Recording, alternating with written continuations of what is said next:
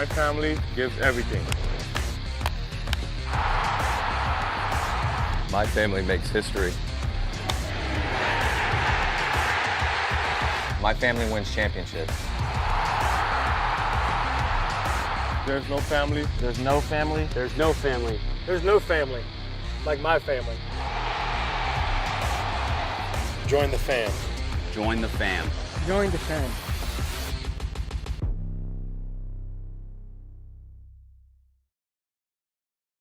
When Alaska Airlines needed a partner for the complex operations of travel, they made the switch to T-Mobile. Our 5G has Alaska Airlines and their customers covered, from major hubs to remote destinations. With 5G coverage ready now for the demands of today and the future, T-Mobile's network powers Alaska Airlines as they deliver next-level care for all customers.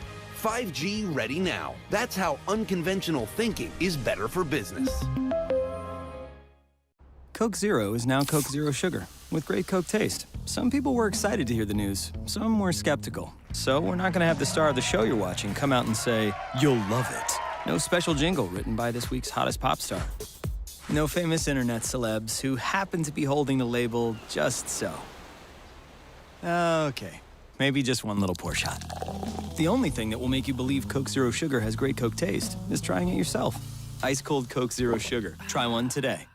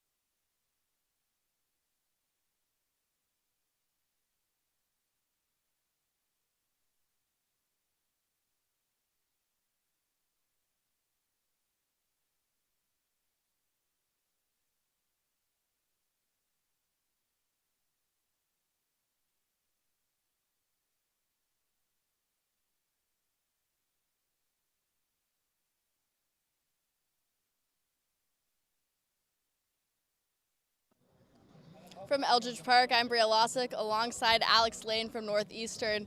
Alex, I have to start it off. Happy birthday. I have a little gift for you here. I'm sure you have a couple of these, but that's the best I could do. What's the age you're turning today? 22. Oh, big one. Definitely, for sure. Getting old, but throughout the years, what's been the best birthday present that you've gotten so far? Best birthday present? Honestly, I've spent a lot of them on baseball fields, so I'd say just either winning a game or getting a big hit or something like that. Well, that's pretty doable today, so we'll see what we can do here at Eldridge Park. You've been one of the only guys that have been here pretty much all summer as different players have come and gone. You've been kind of a mainstay on this roster. What's it been like playing with everyone? Yeah, it's been cool. I mean, you meet a bunch of guys from all over. You meet guys from big schools, you meet guys from smaller schools, and you just kind of enjoy it all together, spend the whole summer with them, make friendships and all that good stuff. You're from the New England area. Have you ever been to the Cape before? Yeah, I've come down here a few times, more so when I was younger. But you know, it's just a cool experience to be down here. It's great weather, cool experience. So I can't complain. Did you ever attend any Cape games while you were down there? Yeah, I think when I was younger I came to one, but I haven't been to one in years until this summer. Well, now you're going to spend the whole summer here playing on Cape. Your head coach, too, from Northeastern was able to come down and throw the first pitch, Mike Levine. What was that like, having him here? Yeah, it's cool. He's awesome. He's a great coach. And he played in Hyannis a few years ago, and he's the home run record.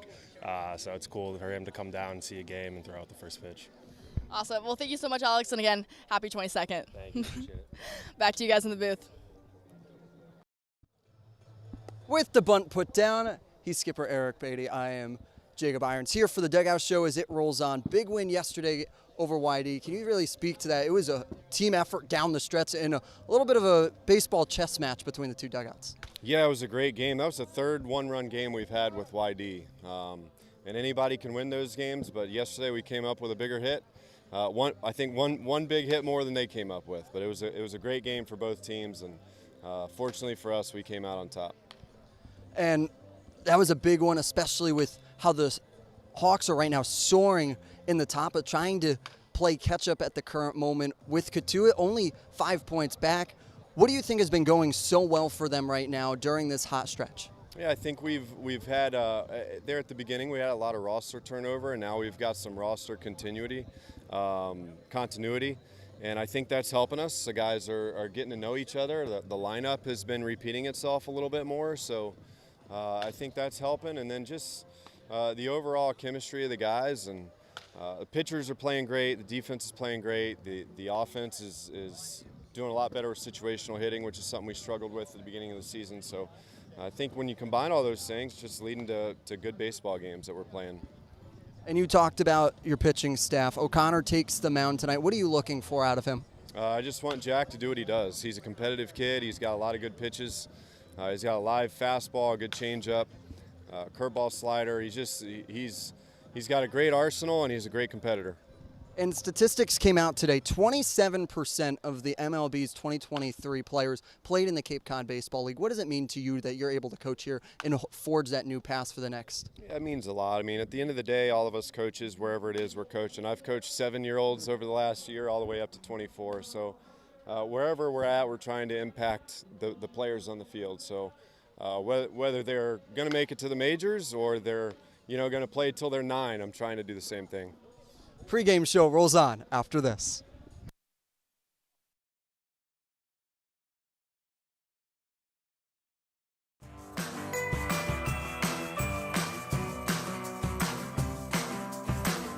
A brilliant idea starts at the source.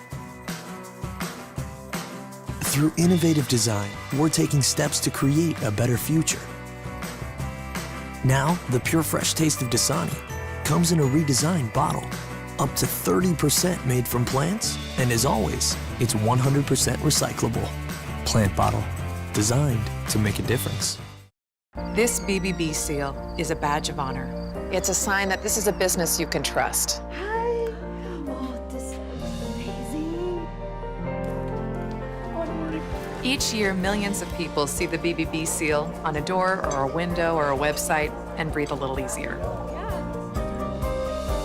See the seal and know you've made the right choice. Find a business you can trust. Ask BBB.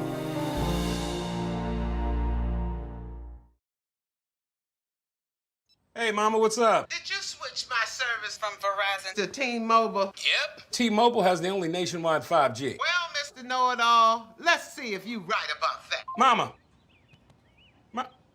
Hey, Mama, I'm working. It works at the pie shop. T-Mobile's 5G works inside and out. Hey, what you need, Mama? I'm trying to watch the game with my boys. It works in the park.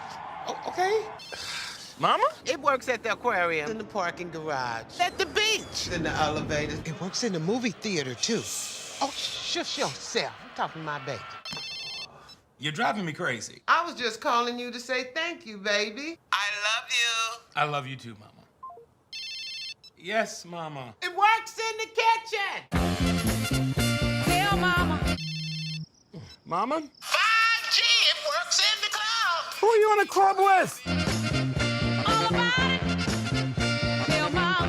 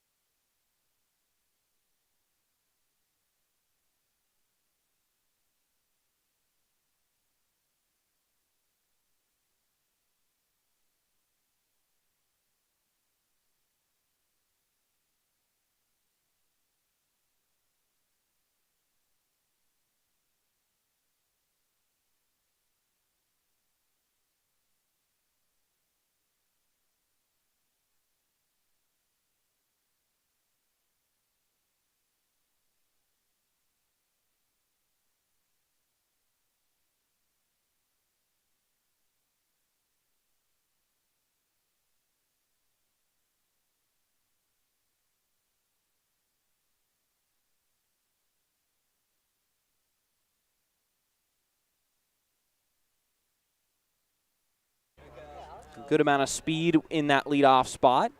We haven't seen Earhart lead off much this year, and there's a line drive into left field. That's going to get down for a base hit. Earhart's going to stop at second as the left fielder, Casey, fields it on a hop and gets it in quickly to hold him at second, but Cam Smith extends his on-base streak to now 25 games. And now his hitting streak to 15 games as well. A really solid performance from the Harbor Hawk, a guy that is earning all of the recognition he deserves to be an all-star. And in stands Zach York, the 3-hole hitter. Anything? Infield is going to shift over to the right against the lefty York, playing him to pull. The shortstop Farrow playing just to the right of the second base bag. He's also holding Earhart on at second. Pitch is in there, a called strike, and it evens up at 1-1. 87 miles an hour on that fastball. Caught the outer part of the plate. 1-1 is jammed off to the left side, and it will get out of play. So it's 1-2. York doing a good job of battling in the counts here. Doing a very solid job to once again make contact with pitches. York has such great control of that strike zone, able to fight off any pitches that are right on the edges of the plate, knowing that he probably won't be able to do much with them. The 2-1 misses upstairs, another 87-mile-an-hour fastball.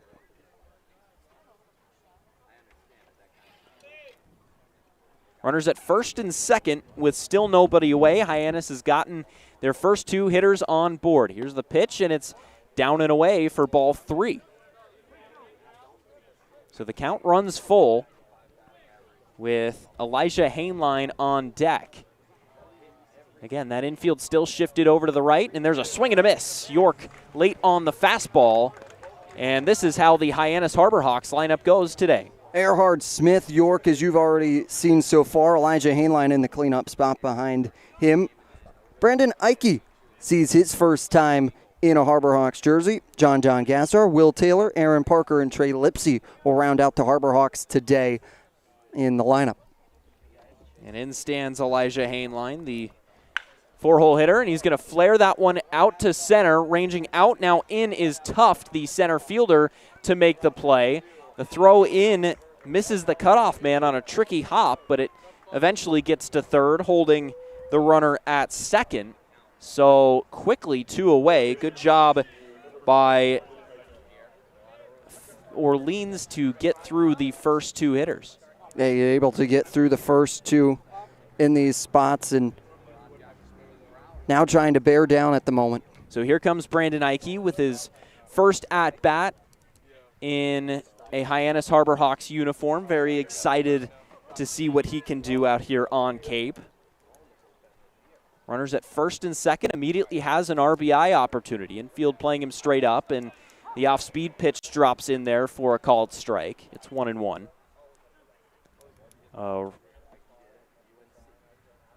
Righty on righty right now.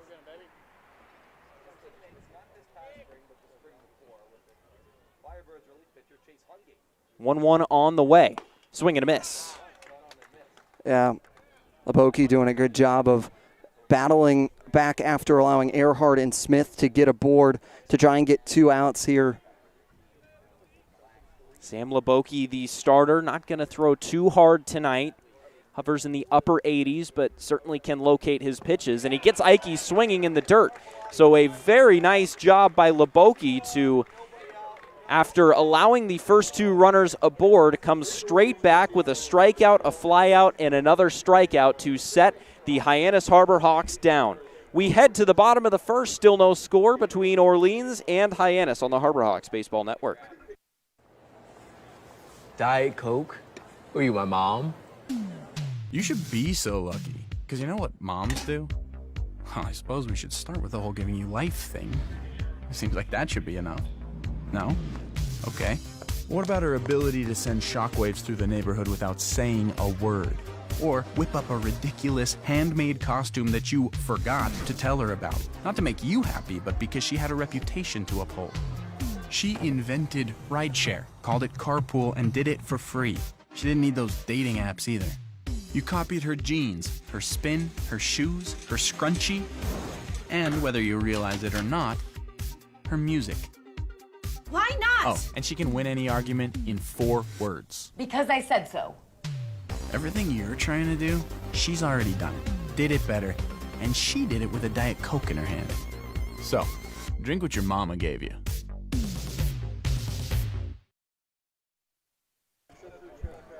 Bottom of the first we go. Hyannis comes up empty in the first despite getting their first 2 runners on, and Jack O'Connor will come out to face this Orleans lineup. Yeah, Jack O'Connor has been stellar all year long for these Harbor Hawks. You look at O'Connor's pitched 8 1/3 innings so far on the season, appearing in 3, starting 2. The Virginia Cavalier has done a great job in that starting role. You look back against Chatham, went 4 innings, worked himself out of a bit of a jam as he was tested early. 6 runs were able to play, only 4 of them were earned, but did a great job in those 4 innings to work around and work with traffic behind him, and now comes to Orleans, a team that Hyannis hasn't been able to beat yet this year in their first 2 matchups. Earlier in the first game of the season, and then later on the July 3rd rain-out makeup from earlier in the season. He comes out here tonight to try and stifle them. Yeah, Jack O'Connor standing at 6'5", a sophomore. He is going to use a lot of his length to reach out and channel that into fastball velocity. And he will face Joe Oyama to start the game, a guy that comes in second in the league in batting average at .351. He's second in hits, and he's also third in on-base percentage at .440. Oyama stands in, the left-handed hitter against the right-handed O'Connor, and he swings and drives the first pitch out to right center field. Ranging back is Taylor, and it's going to go all the way back in front of the 434 sign. Oyama rounding second, and he will slide in feet first to third, and Orleans has a leadoff triple in the bottom of the first. When you came in starting today, you knew there was going to be triples. 4 of the league's top 5 in triples are in this game today between Oyama, Smith, Mitchell, and Lipsy. It was just a matter of time, and Oyama getting it started now with his 6th triple of the season for the Firebirds. But O'Connor's going to have to work with some early traffic. And in stands Drew Farrote. The first pitch is taken outside for a ball at 91 miles an hour. This field is a triangle in the outfield. It is only 314 down the right field line, 300 down the left field line, as that one's flown down the aforementioned left field line. Ranging over is Smith and Gazdar to converge on it, and it falls harmlessly to the ground, foul.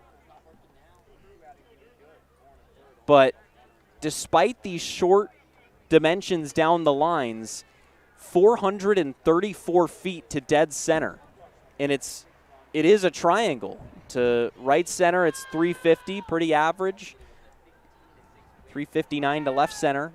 So here's the pitch, and it's lined foul into the Orleans dugout, right towards some interns, but they look to be okay. Got to keep your head up. Always. No matter just because you're in a photo well means anything. Connor, that one's taken down and away at 84 miles an hour. 101 miles an hour off the bat on that one from Oyama to dead center field. Pitch is grounded to the right side in his Hain line. This will score a run as he's going to sling it over to first to Ike.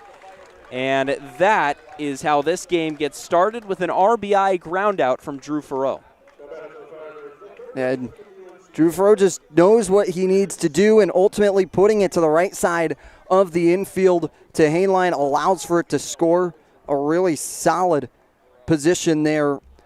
So now Orleans already has a run banked on a team that is continuing to be hot. And that'll bring in Brandon Stahlman, the 3-hole hitter. First pitch is taken upstairs. 2 really hot teams squaring off tonight. Orleans on a 3-game winning streak coming into today. And then on the same side, you look at Hyannis. 1-0 is swung on and missed. A nice off-speed pitch. Winners of 9 of their last 11, and one of those is a tie to Harwich, and one a loss to Katuitt. 1-1. Delivery from O'Connor is going to catch the outer third of the plate. And a called strike 2. Only the 8th at-bat of the summer for Stallman, as he sees a 1-2 and grounds that one back up the middle. Gazdar on 2 hops, slings it across the infield, and retires Stallman for the second out. So good response after that leadoff triple from O'Connor to get a pair of weak ground balls. Just get a piece of weak ground balls, and if you're O'Connor, just want to act like the first batter of Oyama. Nothing happened in that situation. Just continue pushing on and try and get it out. So here comes Matt Hallback. First pitch, misses upstairs.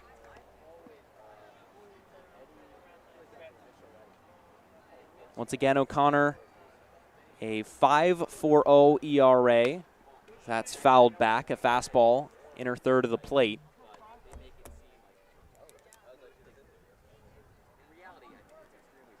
With O'Connor, it's always been his first batter's always a little jittery at times.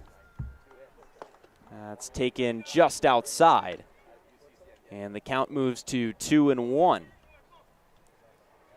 A hot summer day here in Orleans. The sun beating down.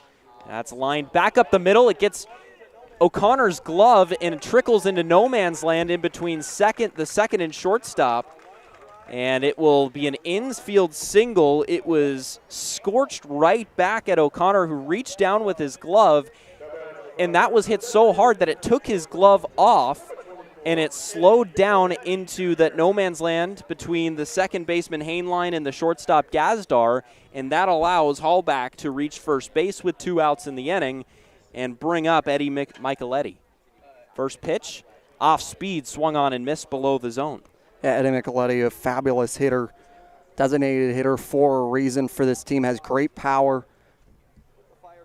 As well with the left, he can really do anything with the wind bat. A 1 is slapped to the left side of the infield, and it gets past Cam Smith and will find its way to Trey Lipsy, the left fielder. So a pair of 2-out hits in the first.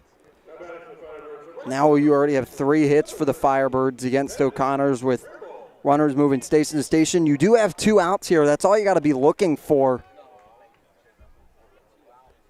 if you're in this situation for O'Connor. Just try and get this one. Doesn't allow another one to cross. And now in stands Fenwick Trimble. First pitch, a fastball low.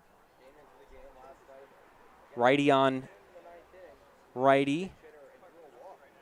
Trimble against O'Connor.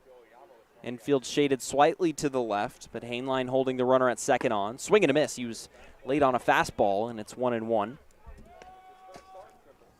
And that's been O'Connor's pitch so far today, is the fastball that's been eliciting swing and misses from the Firebirds early on. Look for him to keep continuing with that pitch. 1-1 delivery is fouled off. And the sun is beating down here in Orleans. 77 degrees at first pitch. There's no way it's 77, Mick. It feels warmer. We are sitting directly in the sun. But it still does not matter. There's no way, sun or not, it is way warmer than 77. 1-2 to Trimble is up and in with a fastball that misses. It's 2-2. It is it's not humid. Humidity finally dropped away. This is just, thank goodness, sheer heat right now on Cape Cod with the system moving away. 2-2 from O'Connor. Misses off speed upstairs. Looked like it might have slipped out of his hand. And the count is full with a runner at first and second. Micheletti at first, Hallback at second. They'll have head starts here with a 3-2 count and 2 outs in the inning. Righty on righty matchup. Something's got to give. 3-2, Trimble takes upstairs. Another off-speed pitch that might have slipped out of O'Connor's hand. He'll take a walk, and they're loaded. Big bases loaded spot for O'Connor. He's going to have to work himself out. Still only 1 run to cross here, but you still have 2 outs. If you're Hyannis, you just got to keep looking for it. So in stands the catcher, Owen Carpellotti, with the bases loaded and 2 outs.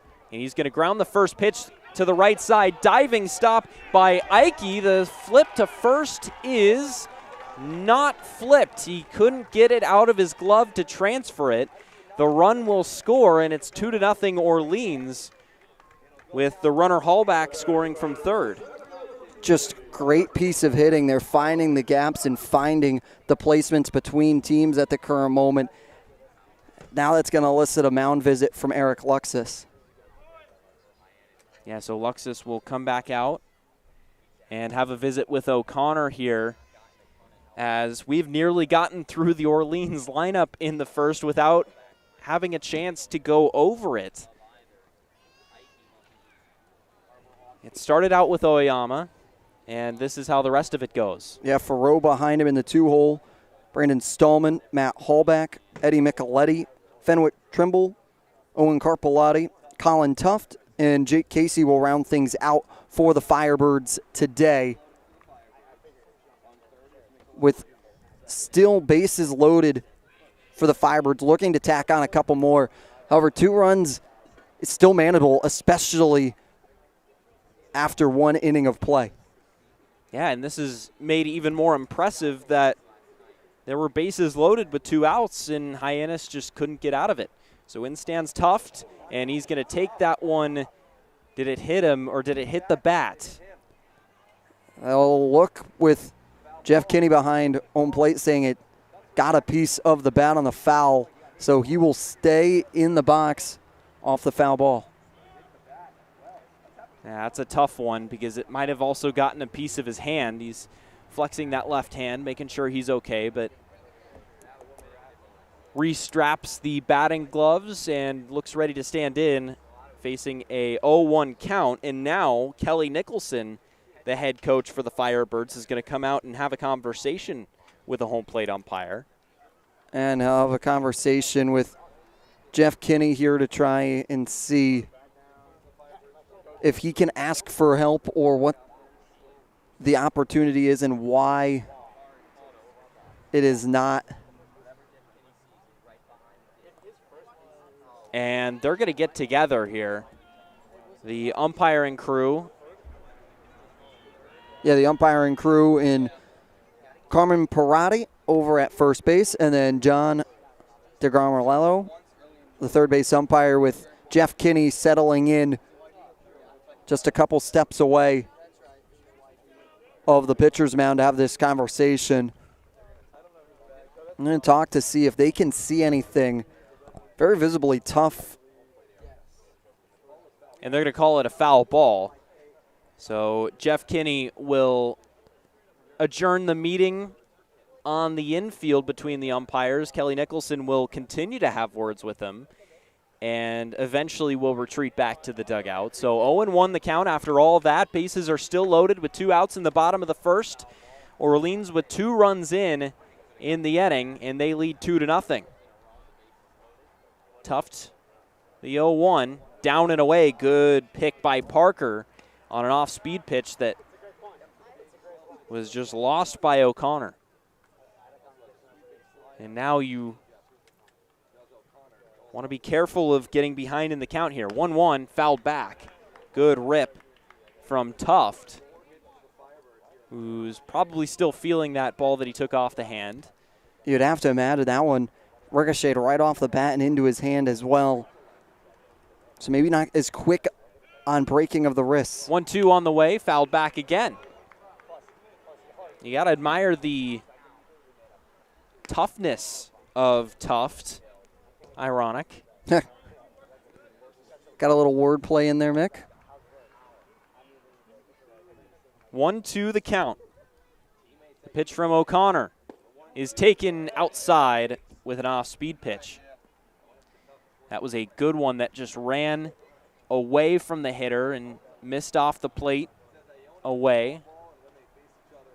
And the 2-2 is going to brush him back with a fastball up and in, and now O'Connor has to throw a strike. With bases loaded, full count, O'Connor's got to go into the zone here and hope the defense behind him is able to get that final out in this bottom of the first. Runners will have a head start. The pitch is fouled back again. Quite the battle going on right now.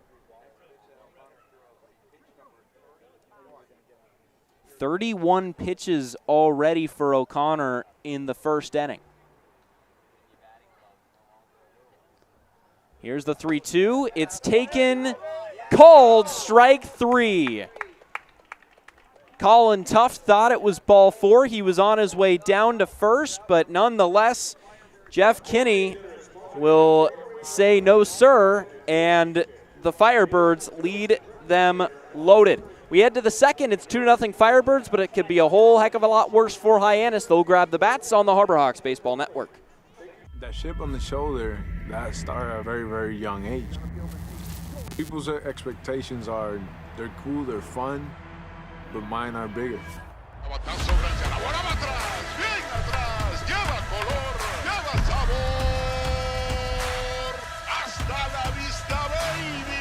When you play in New York, they want to see winners. It doesn't matter if it's a Monday or a Friday or a Saturday. You got to come with it, or those fans will let you know. Pick one thing from me, pick one other thing from another player, make it your own, you turn to who you want to be. What motivates me is the unknown. You know, how good can I be? You get away from the lights, you get away from the camera. Mientras más presente yo esté en la caja de batería, más éxito tengo. Man, how can you not keep it fun, man? This is a kid's game. If you could go back and tell 10-year-old Francisco one thing, what would it be? Be a bad mother. John Gazdar will lead it off for Hyannis in the top of the second here against Leboki, who looked really good in the first. Yeah, Leboki settled in really well after allowing Earhart and Smith to get aboard. He fires back with 3 straight outs. That's huge for him here.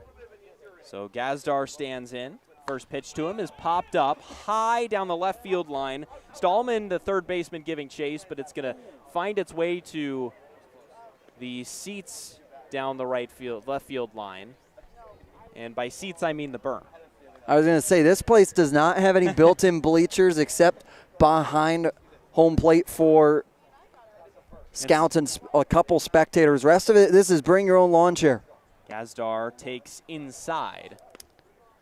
Eldridge Park is BYOC, bring your own chair, or BYOB, bring your own blanket. Pitch is line to second. Oyama fields it on 3 hops, slings it to first in time, and the leadoff hitter Gazdar is retired. So Will Taylor will stand in. Now wearing number 17, gave up number 30 after Coach B.J. Johnson, him exchanged numbers a little bit. We were talking about it pregame. B.J. Johnson, just one of those true characters of baseball and a guy that everyone loves talking to in the game. First pitch to Taylor is taken outside for a ball. A wealth of knowledge as well in the game of baseball. So, got to make the change in jersey. 1-0 on the way, and it drops in there with an off-speed pitch to even the count. For whatever coach says, they wanted to make Taylor went up to, and there's not a better coach to understand that you want to make a number change. Taylor playing center field tonight for the Harbor Hawks, and he's going to fly that one deep to left. Casey giving chase. He's going to watch that one fly over the wall. Home run, and it was not a cheap shot from Will Taylor as he gets Hyannis on the board. It's 2-1. What a great response here from this Harbor Hawks team after allowing 8 batters to come to the plate in the bottom of the first. Will Taylor's already able to cut the lead in half, and it's now a 2-1 ball game off the long flying home run to left field. Casey went to the wall and just looked at it for a large minute. There was not much there he could do. And in stands Aaron Parker, and he takes a fastball that brushed him back a little bit. Normally, as broadcasters, we like tracking the outfielders to see what's going on out there. And the minute he pulled up, it confused me for a second, but it was hit so far over the wall, Casey just didn't even give it the courtesy chase. So 2-1 the score now. Aaron Parker stands in and takes down and away for ball 2. Parker, who's got his family in town right now. It's always exciting when you get to perform in front of your family. 2-0 taken down for ball 4. So Parker draws a walk, and immediately following the home run, Hyannis gets a runner on base. Now this is going to elicit Carpellotti to come out to Leboki here to have a conversation about how they want to attack Trey Lipsy, who has a stellar on-base percentage over the last couple of games. With overall in the entire season, he ranks 4th with a 438. 403 feet on that Will Taylor home run. 100 miles an hour off the bat. That was hit into Cam Smith range from last time, and Trey Lipsy stands in and yanks it down the right field line foul. Smith, of course, hit one nearly to the parking lot last time here in Orleans. And I think Taylor just gave him a run for his money. Looked like it went directly over the bullpen of the Harbor Hawks that positioned themselves out there as well. Lipsy slashes that one down the right field line, and it's going to get in front of Trimble, the right fielder. Moving from first to third is Aaron Parker, so Trey Lipsy stays hot and now has runners at the corners for Hyannis. What a response from the Harbor Hawks here after allowing 2 to plate. You get Parker on with a walk, home run from Taylor, and now Lipsy with a single standing at first and runners on the corners. This is a great piece of hitting, but now you open second base for the speedy Trey Lipsy. That could openly create some challenges for this defense of the Firebirds. So here comes a hot hitter in his own right in Zach Earhart. He shows bunt, and he pulls back as he watches a high fastball up and in brush him back. Described a couple games ago as bunty, and he has that ability. Lipsy at first, Parker at third. Pitch to Earhart is flown to center field. Ranging in is Tufts, and he's going to watch it drop in front of him. Fields it on a hop, but in coming to score the tying run is Aaron Parker. And the game is tied. Lipsy moves to second on the Zach Earhart RBI single. Only happening with 1 out after Gazdar grounded over to Oyama at second base. This has been consistent hitting right now. This is going to be now with Cam Smith and Earhart previous, their second time through. So what do they want to make against Leboki here and their adjustments they want to do? It took them just 1 inning to come back and even up this game as Smith fouls that one straight back after a mighty hack. And that goes to show you, Mick, when a team is hot, they are hot. And right now they are a hot team, and just being able to wheel themselves back into this is huge. Righty on righty. Cam Smith takes down and away. He will be a participant in the home run derby in, how many days is that from now? Saturday, it's Thursday, so 2 days. All right. You lose track of days when it's summertime. The pitch is taken up and in for ball 2. So Smith ahead in the count. Also, Purdy Donay and the Cape Cod Baseball League Home Run Derby presented by Del Mar Vacation Rentals. 2-1, taken upstairs with an off-speed pitch, and it's 3-1. And as much as you don't want to pitch to Cam Smith, Zach York stands on deck, and you don't want to face him with the bases loaded. It's the disadvantage of facing the heart of the lineup as Smith fouls a fastball back to the net again. He was on it, but the result is just a strike, and the count is full. 3-2, 1 out. Runners at first and second. Hyannis and Orleans tied at 2. Thanks to a Zach Earhart single, and Smith will take inside ball 4. He laid off an 88-mile-an-hour fastball and will load the bases for Zach York. Does a great job of staying disciplined in the box. We talk about Cam Smith numbers time and time again about how hard of a hitter he is, and everything along the lines of his exit velo, the distance, the power, his speed. But you got to talk about his discipline in the box as well, as he does a great job to stay back and watch that pitch go by. Zach York stands in, lefty on righty, and a big swing and a miss at a fastball. He went down swinging to Leboki last time in the first for the first out of the ball game. Second pitch to him is lined down the right field line, and it gets down fair. This is going to score a couple of runs. Lipsy comes in to score. Earhart around third. He's going to score as well. Holding at third is Smith, and it's an RBI double for Zach York, and Hyannis quickly ahead 4-2. Zach York stayed dominant because this is a really strong showing from him to start this year. Zach York coming into today was batting .395, 17 for 43. Add one to that. So it's going to be 18 for 45 now. What a stellar season. A late addition to this team to fill a gap over at first place, and has found himself in this designated hitter role and has done a fabulous job. Kelly Nicholson out to the mound. He's going to grab the ball from Leboki, ending his night early. So he goes an inning and a third, gives up 4 runs, and Hyannis with a chance for more. We'll see you on the other side on the Harbor Hawks Baseball Network. Hey, Mama, what's up? Did you switch my service from Verizon to T-Mobile? Yep. T-Mobile has the only nationwide 5G. Well, Mr. Know-It-all, let's see if you right about that. Mama. Hey, Mama, I'm working. It works at the pie shop. T-Mobile's 5G works inside and out. Hey, what you need, Mama? I'm trying to watch the game with my boys. It works in the park. Oh, okay. Mama? It works at the aquarium, in the parking garage, at the beach, in the elevators. It works in the movie theater, too. Oh, shush yourself. I'm talking to my baby. You're driving me crazy. I was just calling you to say thank you, baby. I love you. I love you too, Mama.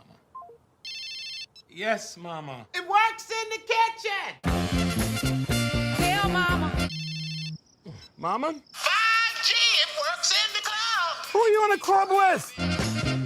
All about it. Tell Mama.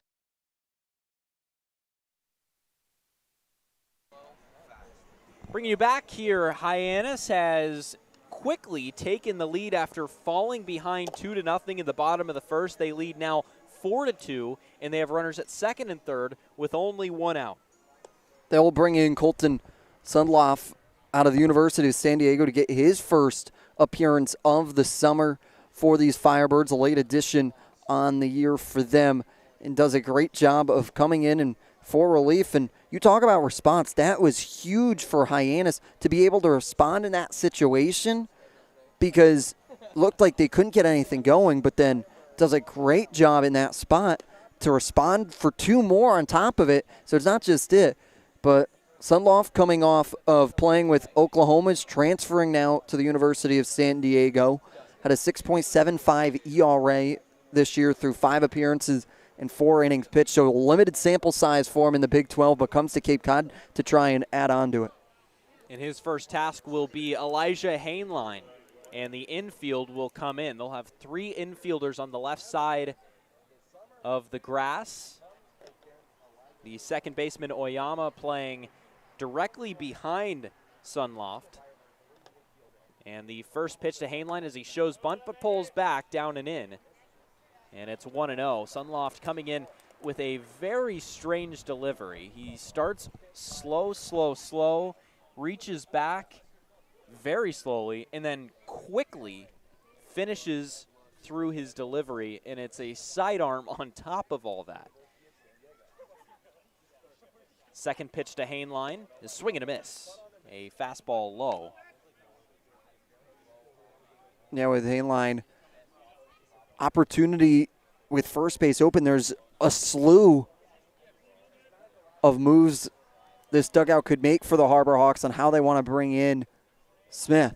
1-1. Hainline taps that one to the left side. Up with it is Furrow. He throws home, and it gets away from the catcher, Carpellotti, and that will allow Cam Smith to cross the plate. He came in with a foot-first slide, and it's 5-2 Harbor Hawks.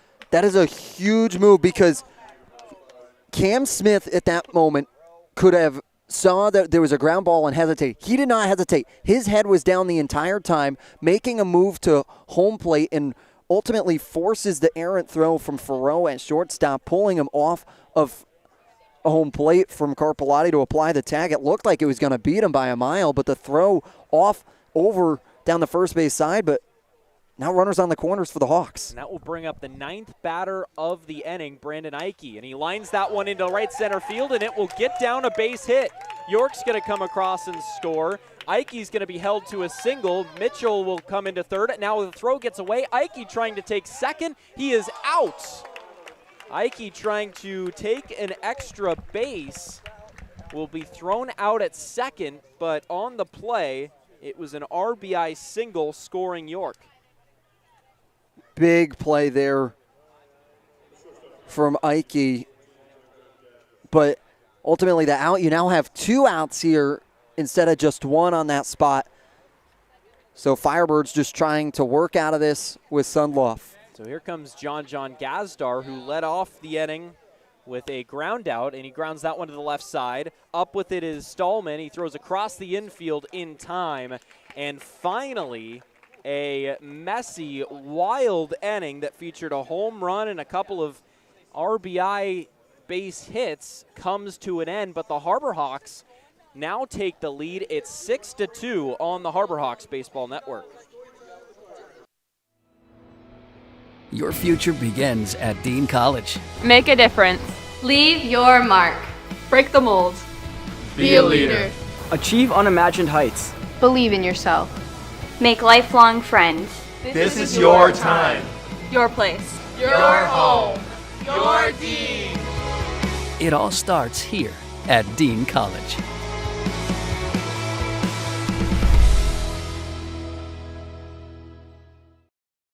Retirement strategies come in all shapes and sizes.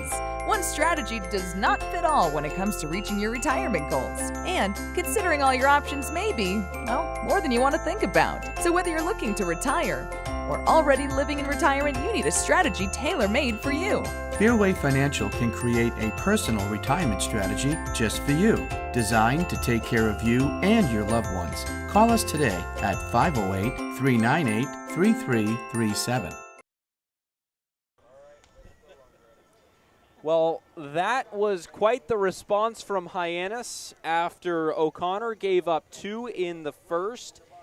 They come out and score 6 in the second, totaling unofficially. Now, this is me counting, and that's not always the most reliable stat, but they score 6 runs on 5 hits and leave 1 on base as the first pitch from O'Connor to Jake Casey is taken upstairs. As I don't know what's going on right now. Orleans is getting crazy right now with motorcycles going on behind us and a swing and a miss from Casey at a low off-speed pitch. So back to your math. You were right on the 6 runs, 5 hits. They will give an error, though, to Farrow on the advancement of Smith home. Swing and a miss, and it is now 1-2 on Casey. Pitch to him is taken low for a ball. We've talked about when this team feels like they're backed up against a wall, they come through plowing it down. Pitch to Casey is popped up left side and out of play. Look out, Orleans Road, Avenue, something. South Orleans Road, I think. And they have been able to burst through it. Casey swings and misses. Off-speed pitch up in the zone. An unconventional strikeout pitch, but it worked, and there's 1 away. And now it is a completely different game at this spot for Hyannis. They have a 4-run lead going into the bottom of the second. That is a huge response to now provide some relief to O'Connor, who led up 2. So here's Oyama, who shows bunt, trying to lay down a drag bunt. Brought the corners in, but pulls back and takes a high fastball for ball 1. Through 1.5, I think we may have some offense here today. Yeah, I think so. 1-0 from O'Connor is dropping in there for a strike. 84 miles an hour. You looked at Hyannis batting .263 as a team. Brushed him back with a fastball, and it's 2-1. That ranked 3rd. Then Orleans is .254, which is 5th in the Cape Cod Baseball League. So the offense is there. Pitch to Oyama is lined to the left side, and it's caught. Oh, Ike, the first baseman, speared it out of the air, and that is a loud out number 2. Good day, good sir. Brandon Ike, welcome to the Harbor Hawks. Good to see you making an impact directly out of VCU. First team all A10. Can play both corner positions, showing why you have him at first base today. And in stands Furrow, who immediately pops it up. Shallow left, ranging in his Lipsy. He's under it, and he puts it away. So after 8 hitters come to the plate in the first, only 3 come up against O'Connor in the second. We head to the third. Hyannis on top, 6-2.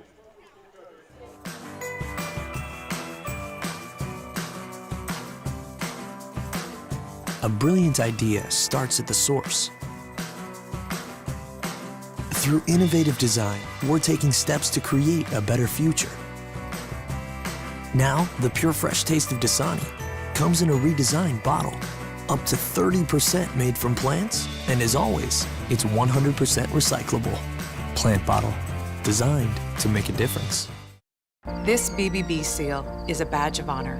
It's a sign that this is a business you can trust.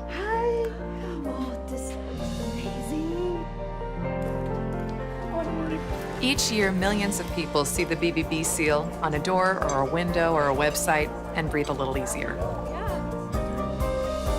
See the seal and know you've made the right choice. Find a business you can trust. Ask BBB.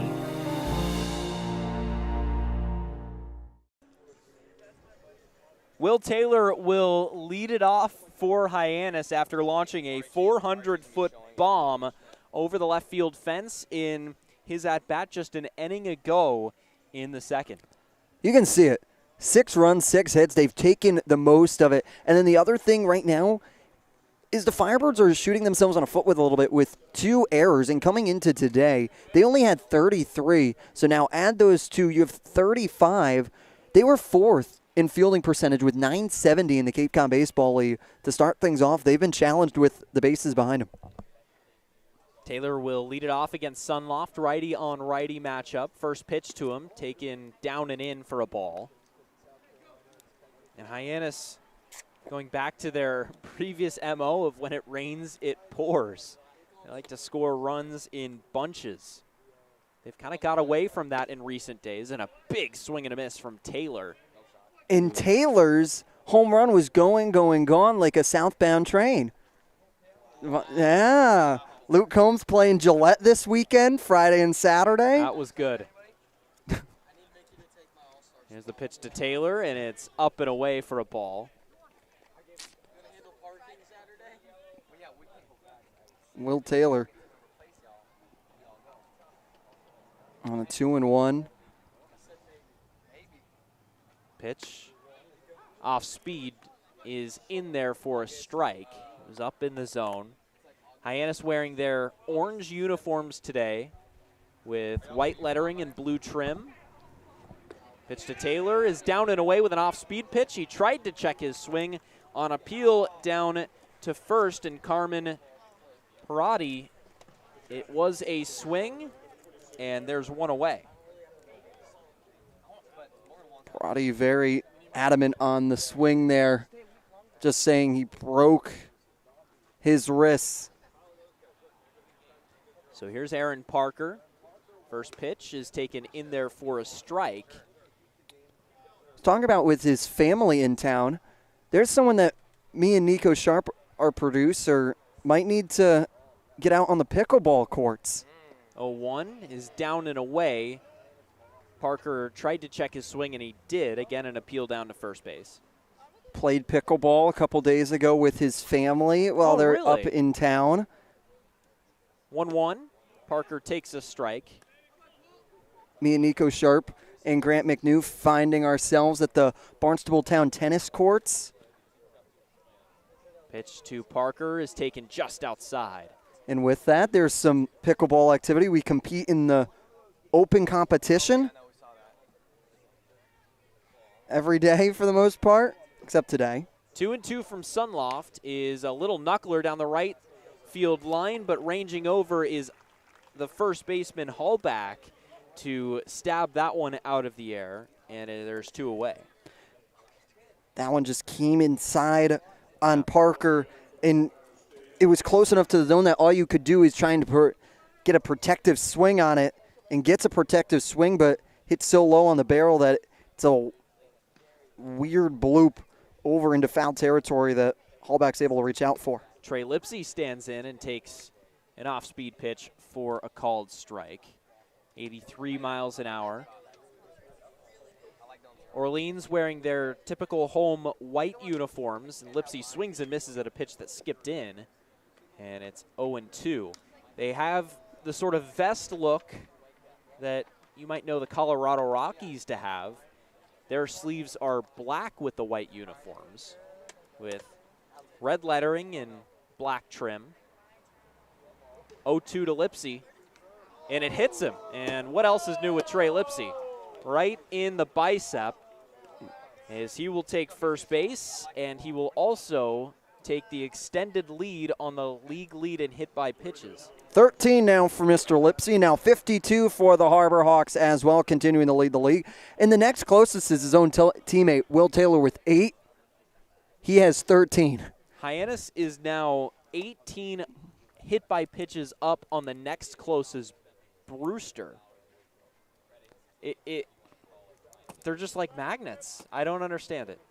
I do not understand it. So Lipsy at first with 2 outs, and that'll bring up Zach Earhart, who is now hitting in the 3rd consecutive inning. He was the leadoff hitter today, reached on an error and singled, but first to check over to first, Lipsy dives back with a head-first slide. Lipsy's speed, especially with 2 outs, don't be shocked if he starts moving with an open second. Long set, and the delivery is up and in. Sunloft slowing the pace down a little bit after hitting Lipsy. Here against Earhart. 1-0. Pitch is popped up, right side, ranging over his Hallback, right in front of the Orleans dugout. He reaches over.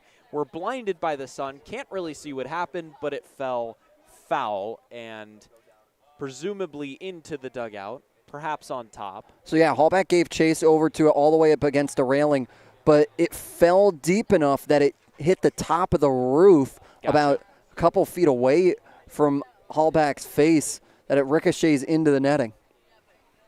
So now it's 1-1 to Zach. The pitch from Sunloft is grounded to the right side, and it's past the dive of the shortstop Farrow, and between second and short, Earhart picks up his 2nd single in as many innings. Have yourself a day, Mr. Earhart. Reached on the throwing error to lead things off, then a single who came around to score in the 2nd, now another single with 2 away to bring up Cam Smith. So on the play, moving up to 2nd is Trey Lipsy, and another 2-out rally perhaps brewing from the Hawks. Smith singled in the 1st, walked in the 2nd, and now hitting in the 3rd. First pitch to him is tapped to the left side, and it will roll just foul. The 3rd baseman, Stallman, came charging in on it and fielded it just to the left of the 3rd baseline. So 0-1 on Smith. Smith doing a good job, though, even though it was foul, to run down the line, to be there in time if the play was to come. If you're Orleans, you're probably happy that that one got foul.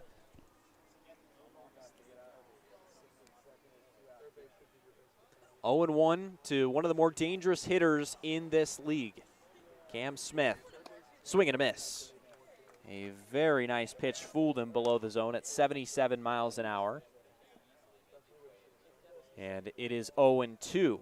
Hyannis looking to extend their already sizable 6-2 lead with runners at 1st and 2nd and 2 outs in a home run derby participant in Smith up to the plate. He grounds that to the left side. Up with it is Farrow on 2 hops. He's going to go the short way to Oyama, covering 2nd to retire the 3rd out of the inning. But Harbor Hawks bring a couple to the plate, knock some more pitches out of Orleans pitching. They don't score, but they still lead 6-2 on the Harbor Hawks Baseball Network.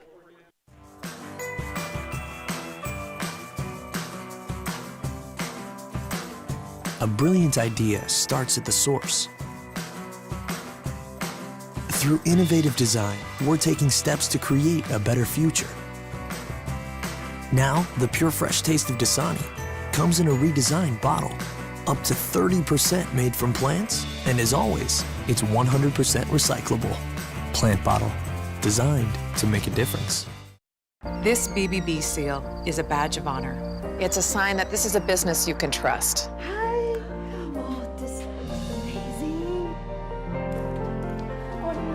Each year, millions of people see the BBB seal on a door or a window or a website and breathe a little easier.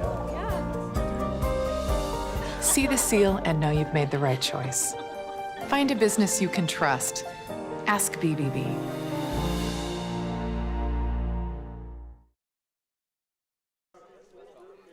Stallman, Hallback, and Micheletti will come up for the Firebirds, trying to answer back with the Harbor Hawks ahead 6-2 in the bottom of the third. And back out there is Jack O'Connor. O'Connor, why wouldn't you toss him out there? Went 1-2-3 in the second, understanding that he was tried a little bit in the first, but he only allowed 2 runs to plate, which overall, especially with the offense we've seen thus far, you're able to leave him out there. And it was the same thing with Chatham his last time out. Stallman stands in and takes an off-speed pitch on the outer third of the plate for a called strike. He had a lot of traffic behind him, but he was able to buckle down. Pitch is grounded to the right side of the infield, and it will get in between Ike and Hainline for a base hit, and Orleans has their leadoff hitter Stallman on board. Oh, is Stallman aboard. That's what makes these Firebirds so dangerous, is their ability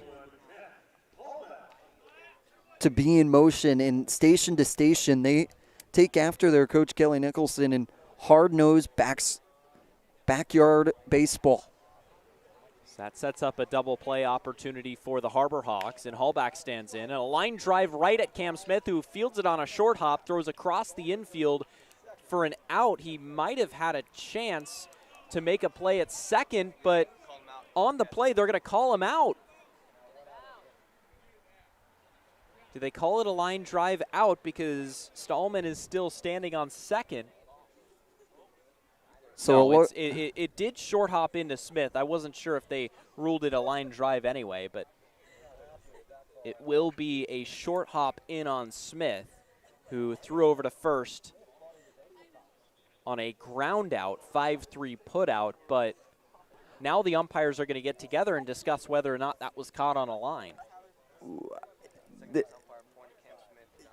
Yeah, pointed to Cam Smith there by John DeGurialamo, saying that it was a line out right there, and then they check over then to get the tag on the out, as that will clear the runner of Stallman at second base. They'll say he grabbed it on the line out in the dirt. Great dig out to get his glove that low, and now 2 is already retired here for O'Connor. So an interesting play that, you know, if Hyannis, you'll take it, but in stands Micheletti, who takes a ball, and I think we had a pretty decent view of it, and I'm not sure if that hit the ground, but nonetheless, Hyannis will take it. And the 1-0 on the way is flown to center field. Coming in is Taylor. He's going to have to go a long way, but now gets in his own tracks, settles under it, and makes the play. So another 1-2-3 inning for O'Connor. This one a little bit more unconventional. And we head to the fourth. Hyannis up 6-2 on the Harbor Hawks Baseball Network. Hey, Mama, what's up? Did you switch my service from Verizon to T-Mobile? Yep. T-Mobile has the only nationwide 5G. Well, Mr. Know-It-All, let's see if you right about that. Mama.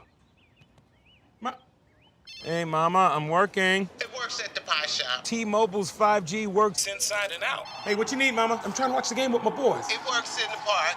Oh, okay. Mama? It works at the aquarium, in the parking garage, at the beach, in the elevators. It works in the movie theater, too. Oh, shush yourself. I'm talking to my baby. You're driving me crazy. I was just calling you to say thank you, baby. I love you. I love you too, Mama. Yes, Mama. It works in the kitchen. Tell Mama. Mama? 5G, it works in the club. Who are you in a club with? All about it. Tell Mama.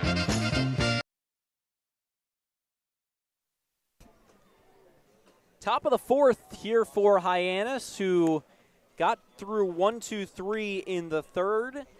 Stallman led it off with a single, but Hallback had a line drive out to Cam Smith over at third base, and who was ultimately able to throw over to first and get Stallman lacking a little bit. He thought it skipped in, and it might have skipped in, but it was ultimately ruled it was caught on a line, and Hyannis gets out of it in an unconventional 1, 2, 3, and a new pitcher here for Orleans. It'll be Chase Loomis from for the Orleans Firebirds out of the University of Texas, Austin in Godley, Texas. Has a 15.42 ERA through 5 games played in 2 1/3 innings pitched. Hasn't pitched all that much here on Cape Cod.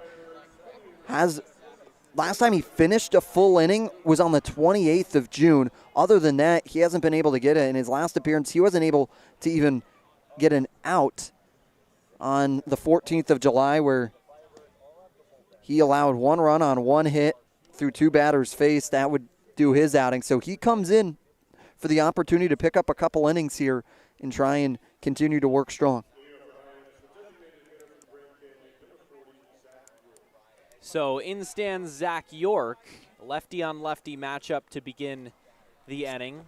Orleans already going deep into this bullpen today. 3 pitchers already. His first pitch to York misses outside at 85 miles an hour. And the thought process must be from Kelly Nicholson that the All-Star break is coming up. You'll have a couple of off days. Well, you only have 1 off day if you're Orleans, as that one's taken on the outer third of the plate, called strike 1. As Orleans has a makeup against against YD the day after the All-Star game. Pitch is grounded sharply to the right side of the infield, but handled very nicely by Hallback, who was not put in a good position to succeed there. A scorching ground ball, 91 miles an hour off the bat, but drops to a knee, picks it up cleanly, and steps on first himself, 1 away. Once again, a loud out for Zach York that, while in that situation doesn't get on, he does a great job of just making the defense make a play against him.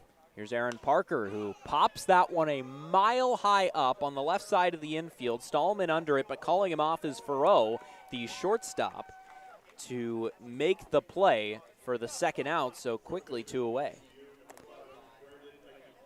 Great response here if you're in this spot for the Firebirds, trying to just get back into the dugout every time, because you got to try and chip in to this 4-run lead to the best of your ability. That's tapped back up the middle. Up with it is Farreau on 2 hops. Throws across the infield to make the play, and quickly a 1-2-3 inning, and Ike is retired. So we head to the bottom of the 4th. Hyannis up 6-2 on the Harbor Hawks Baseball Network.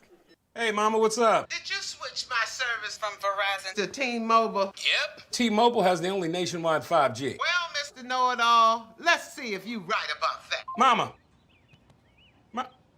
Hey, Mama, I'm working. It works at the pie shop. T-Mobile's 5G works inside and out. Hey, what you need, Mama? I'm trying to watch the game with my boys. It works in the park. Oh, okay. Mama? It works at the aquarium, in the parking garage, at the beach, in the elevators. It works in the movie theater, too.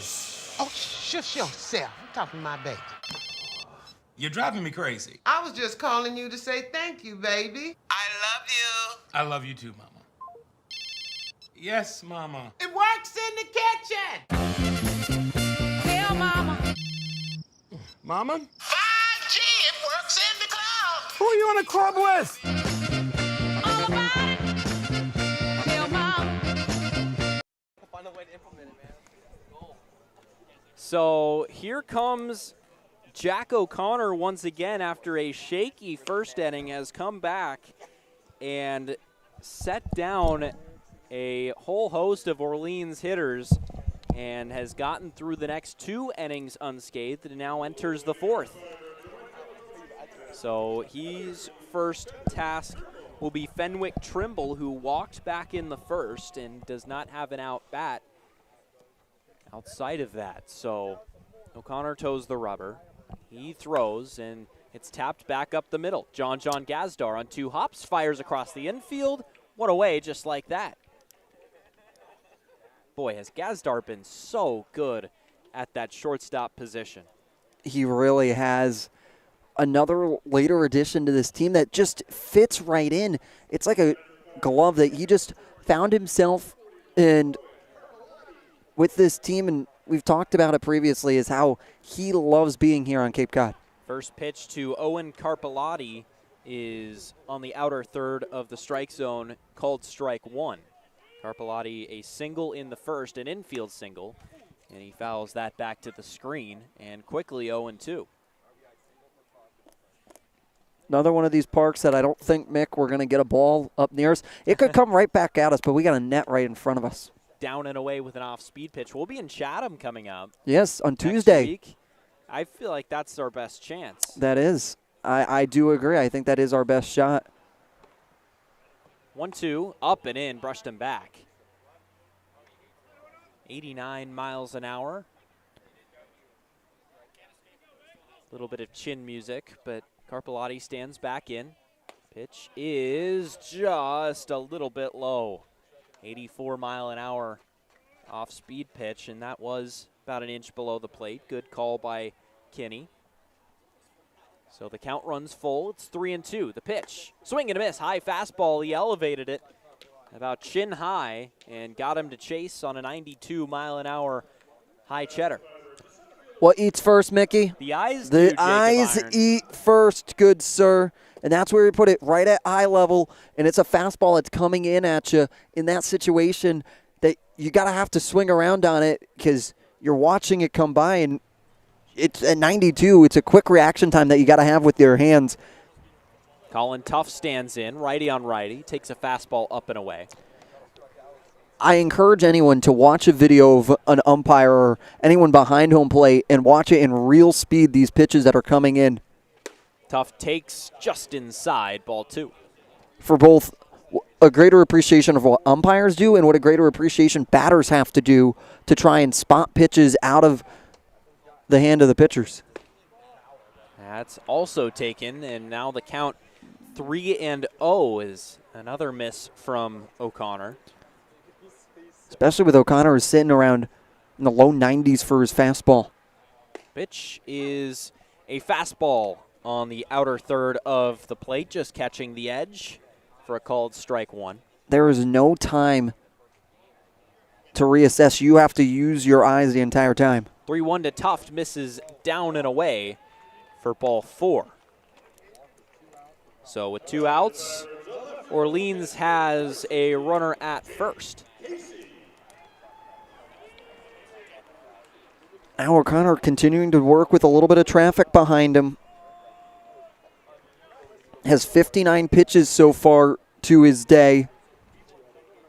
Jake Casey struck out in the second and now stands in with 2 outs and a runner at first and takes a fastball in there for a strike, about belt high. Question if O'Connor's able to work out by Casey here. Quickly a throw over to first.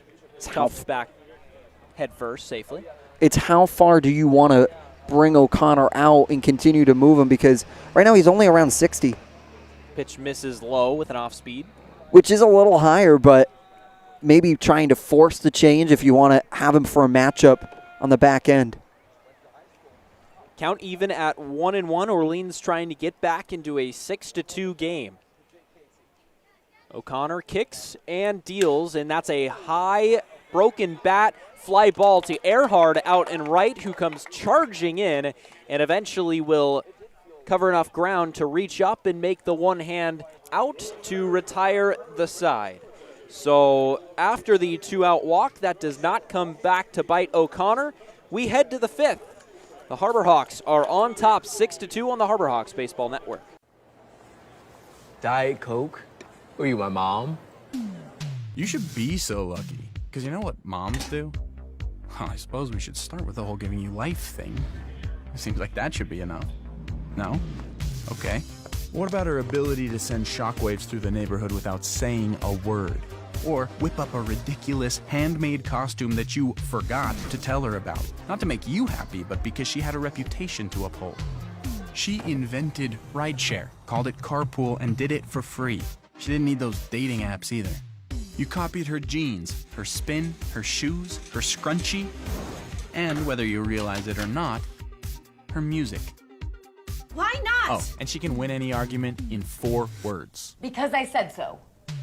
Everything you're trying to do, she's already done it, did it better, and she did it with a Diet Coke in her hand. So, drink what your mama gave you.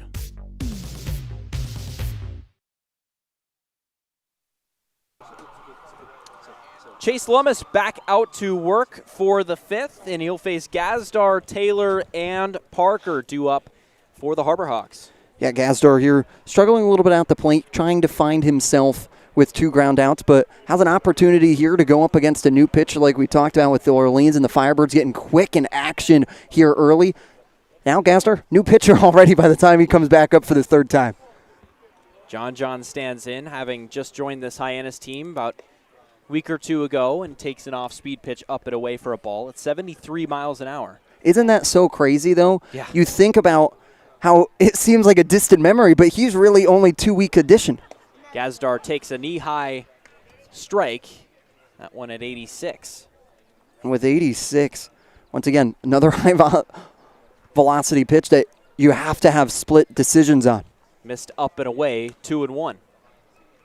Gazdar's family's in town as well till after the All-Star game. His dad works in the San Francisco Giants organization, part of their medical staff. That's lined into left center field, and it is down into the left center field gap. Gazdar is going to take a turn and stumble around first, but I don't think he was going to get to second anyway, so he leads off the 5th with a base hit.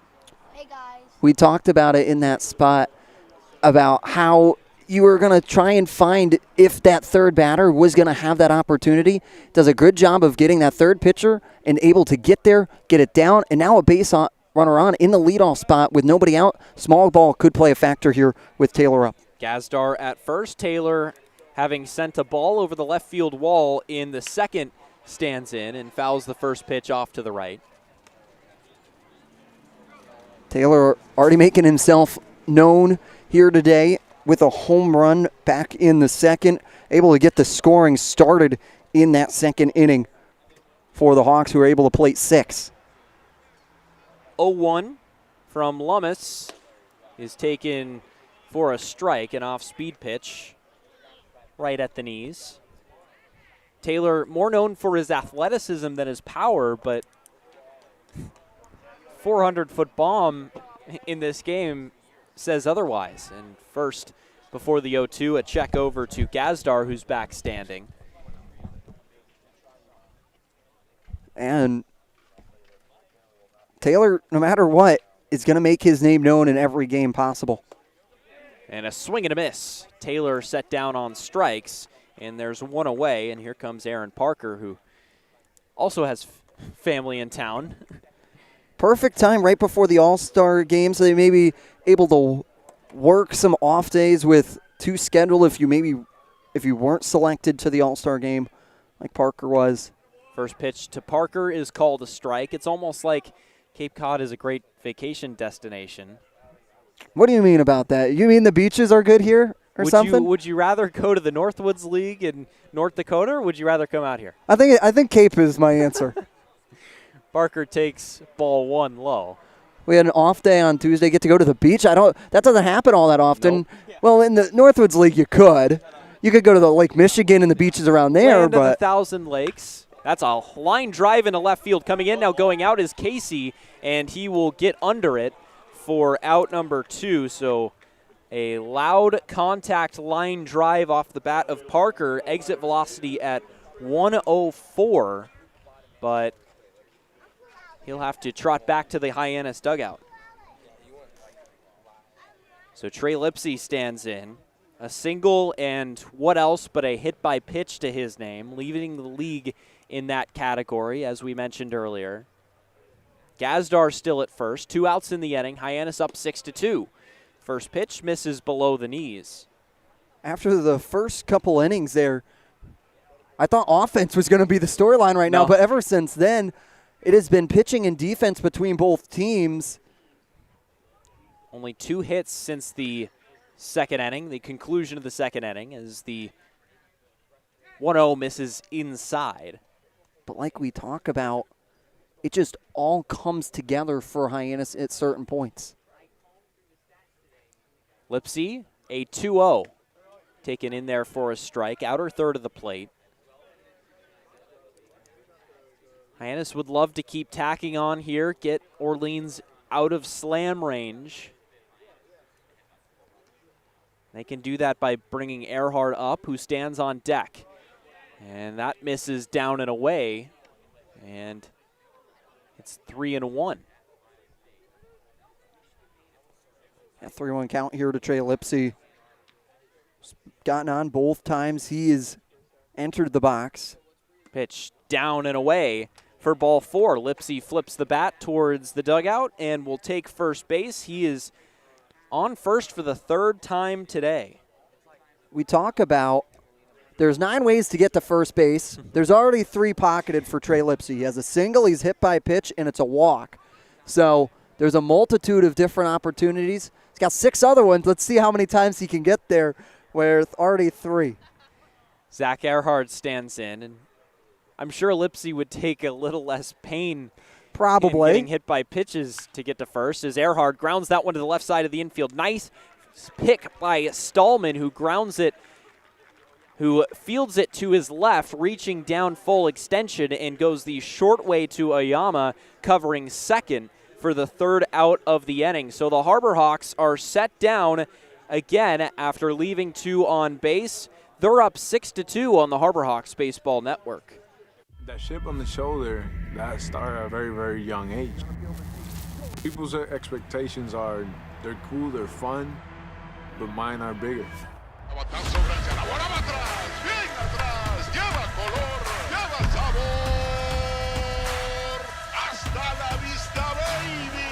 When you play in New York, they want to see winners. It doesn't matter if it's a Monday or a Friday or a Saturday. You got to come with it, or those fans will let you know. Pick one thing from me, pick one other thing from another player, make it your own, you turn to who you want to be. What motivates me is the unknown. You know, how good can I be? You get away from the lights, you get away from the camera. Mientras más presente yo esté en la caja de bateo, más éxito tengo. Man, how can you not keep it fun, man? This is a kid's game. If you could go back and tell 10-year-old Francisco one thing, what would it be? Be a bad mother. Top of the lineup coming up here for Orleans, and it is still Jack O'Connor on the mound.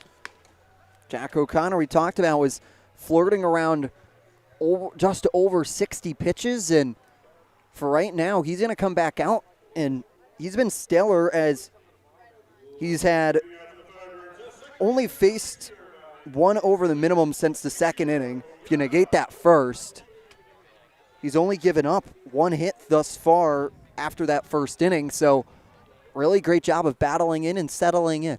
So here's Oyama, stands in. Again, one of the top hitters in the league in batting average, and he's going to fly that one down the right field line. It's going to get to the wall in front of Earhart. He fires it quickly in, but the speed of Oyama allows him to get to second, and it's a leadoff double. That is a little scary, and it's a great play by Earhart off the bounce, off the wall. Instead of trying to go directly for the ground ball, he's playing the hop, especially with Oyama's speed, and we talk about it, the league-leading triples now with 6 after already won today. Able to field it and only hold him to 2 is a huge result. Only 314 down the line to right probably allowed him to not take third. Earhart got to it quickly, and here's Farrow, who breaks his bat on a ground ball up the middle. A tough play for Hainline going to the backhand. He can't corral it, and quickly first and third as Oyama moves to third. on an infield single from Drew Farreau. That's exactly what the Firebirds ordered. Just a great piece of hitting that forces Hyannis there to be thinking, but that's going to do O'Connor's day with skipper Eric Beatty coming out. So Eric Beatty will come and take the ball from O'Connor. We'll tell you all about the new pitcher in a 6-2 Hyannis lead, but with Orleans threatening on the Harbor Hawks Baseball Network. Hey, Mama, what's up? Did you switch my service from Verizon to T-Mobile? Yep. T-Mobile has the only nationwide 5G. Well, Mr. Know-It-All, let's see if you right about that. Mama. Hey, Mama, I'm working. It works at the pie shop. T-Mobile's 5G works inside and out. Hey, what you need, Mama? I'm trying to watch the game with my boys. It works in the park. Oh, okay. Mama? It works at the aquarium, in the parking garage, at the beach, in the elevator. It works in the movie theater, too. Oh, shush yourself. I'm talking to my baby. You're driving me crazy. I was just calling you to say thank you, baby. I love you. I love you too, Mama. Yes, Mama. It works in the kitchen. Tell Mama. Mama? 5G, it works in the club. Who are you in a club with? All about it. Tell Mama. Your future begins at Dean College. Make a difference. Leave your mark. Break the mold. Be a leader. Achieve unimagined heights. Believe in yourself. Make lifelong friends. This is your time. Your place. Your home. Your Dean. It all starts here at Dean College.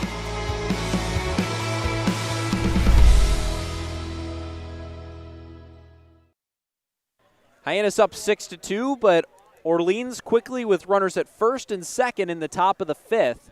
And Cross Sibley brought in to try and limit the damage. Cross Sibley, a stellar arm for the Harbor Hawks, and we've talked about coming in high leverage situations and does a good job of trying to limit runs. And now with runners on the corners here for the Firebirds, this is a high leverage spot where although you're leading by 4, you don't want to allow them any more in this spot because it could get a little crazy at times, especially with the offense. We've seen that it can just get rolling rather quickly.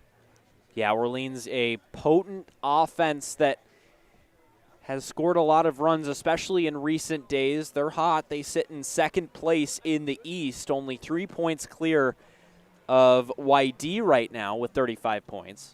Yeah, so you look at Katuitt with 45, Hyannis with 40, Falmouth with 34, Bourne with 33, and Wareham rounding out the West Division with 24. But also got to keep a close eye on, there is another game currently going on, and it is final. Harwich will take down Katuitt 10-2, which will allow in this one a big game. If Hyannis can hold on, they would be able to jump here and get close. They were only trailing by 5 coming into today, so they could be down by 3.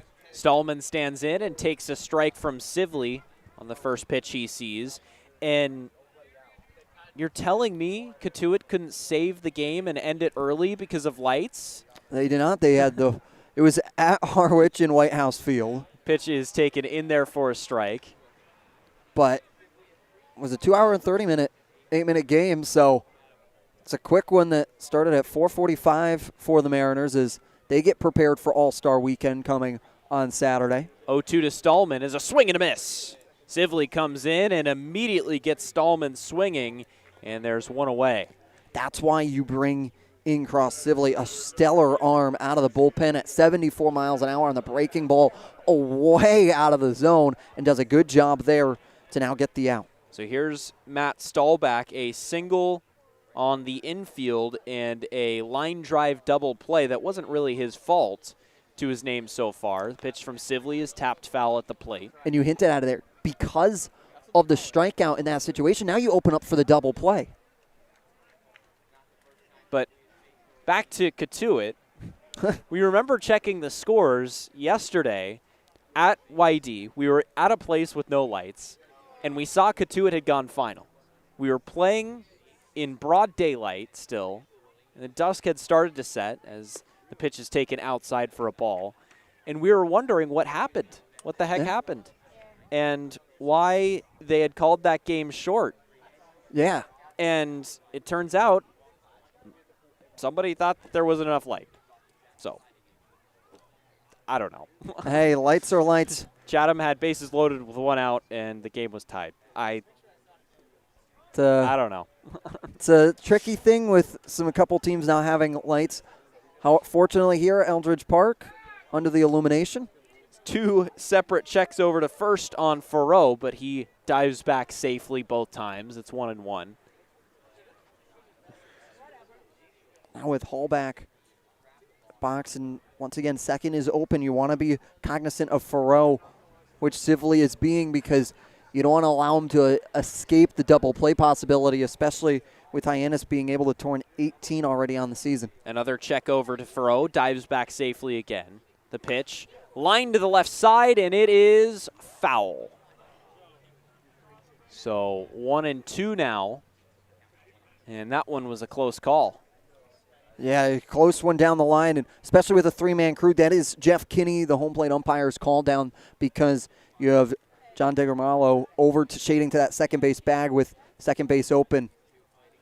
Hallback about to see a 1-2 from Sibley, and he takes outside, 86 miles an hour.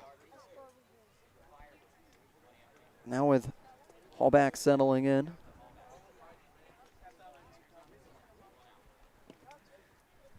There's the pitch, and it's taken up and away for ball 3, so the count is full. And that sets up a situation where Farrow might think about going here. Infield at double play depth, trying to get out of this in one pitch. The pitch from Sibley to Hallback is a little looper into shallow center field. Drifting back is Hainline, and he puts it away for a big out number 2 that was unproductive. That is a huge out for Sibley in that situation for Hyannis, because there's no advancement there. There's not even an allowable sacrifice where in good conscience you can send Oyama, who has great speed at third base right now. Micheletti comes up and takes the first pitch inside. He singled in the first, flew out in the third, and now an RBI situation in the bottom of the 5th.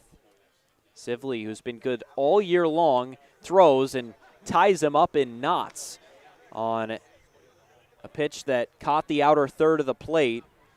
Micheletti tried to check his swing, but ultimately went around. It didn't matter. It was still in the zone. Count 1-1. The pitch from Sibley, and he takes strike 2. Sibley inherited runners at first and third in this inning and has set down the next 2. And now 1 pitch away from getting out of it. 1-2 to Micheletti. And he takes called strike 3 on the outer third of the plate. He went right back to the off speed and sets him down looking.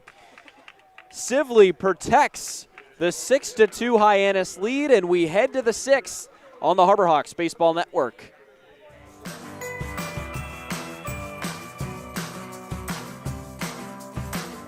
A brilliant idea starts at the source.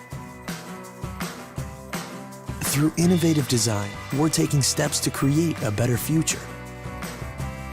Now, the pure fresh taste of Dasani comes in a redesigned bottle, up to 30% made from plants, and as always, it's 100% recyclable.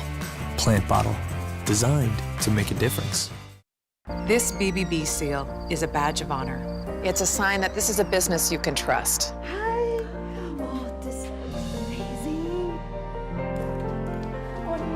Each year, millions of people see the BBB seal on a door or a window or a website and breathe a little easier.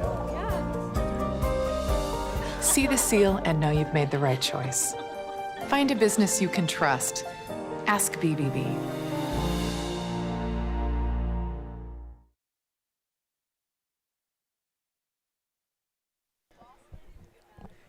Chase Lummis back out to work for the Firebirds, and he's going to face the meat of this Hyannis order, and Cam Smith, Zach York, and Elijah Hainline, who've had a lot of success against Orleans today. Hyannis enters the top of the 6th, leading 6-2.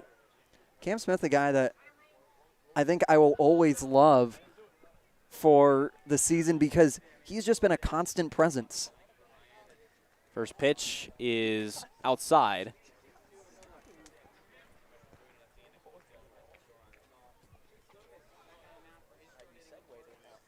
Want to know the count. Swing and a miss. Smith fooled on an inside off speed pitch. Down and in. Cross Sibley doing a great job coming in the bottom of the fifth. Able to Scooby-Dooby-Doo his way out of a runner at first and third situation to get the next 3 hitters. And Smith swings and misses at the 1-1. It's 1-2. Wow. Nico Sharp gave us words to try and implement into tonight's broadcast. 1-2 to Smith. Down and away. It gets to the backstop. It's 2-2. And you had Scooby-Doo, and I had I Will Always Love You by Whitney Houston. I was supposed to sing it, but I was like, my vocal cords are not nearly away. So I elected that I was just going to say it. 2-2, slapped foul down the first base line and lookout parking lot. He committed right there. Mickey Doolittle, sir. I'll always deliver on those. Yeah, apparently. 2-2, another foul ball off to the right side. Ooh. And that hit a pickup truck down the right field line, and I feel bad for that owner's reaction once he sees his truck was hit. 2-2 to Cam Smith, and he takes a ball for ball 3. So the count runs full. Dangerous count to Smith. Leading off the top of the 6th. Hyannis leads by 4. The pitch from Lummis skips in. Ball 4. So Smith continues to work great at-bats on the Cape. It is disciplined. It is thoughtful. And it's powerful. Those are how you can describe Cam Smith's at-bats because no matter the moment, they come in big spots. And now you have an opportunity here with York. Righty on lefty. York flies that one foul down the third base line. With a runner on with York, that is huge, especially with Cam Smith's speed. York a lefty. The pitch to him. Tapped foul right back at us. And the count will move to 0-2, but with a guy like Zach York, it's so hard to put him away.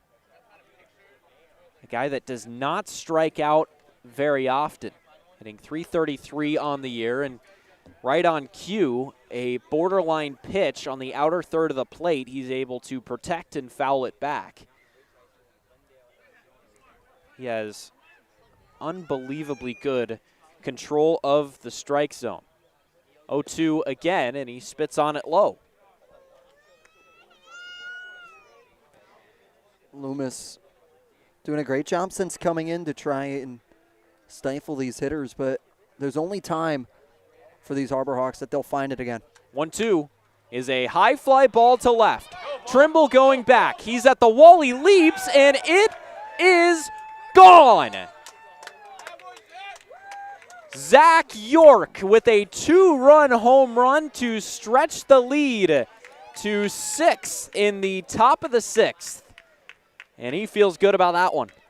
We talked about Cam Smith and how if he could get on, that would be huge. York getting his 2nd home run of the summer over the 314 wall in right field. Does a great job to sneak it over. And now an 8-2 ball game in Hyannis' favor.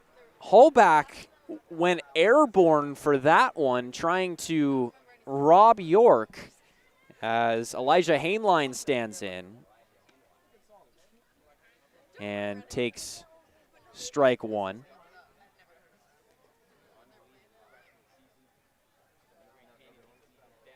The second pitch is swung on and missed, but Trimble went all the way back to the wall. He leaped, looked like Superman flying through the air. That wall is relatively short in right field and all the way across the outfield. and had a shot at it, but came up empty and a swing and a miss. So immediately, Hainline on 3 pitches will go down, and that'll bring up Ike. Now Ike, who has his debut today with the Harbor Hawks, settles in to try and push himself forward.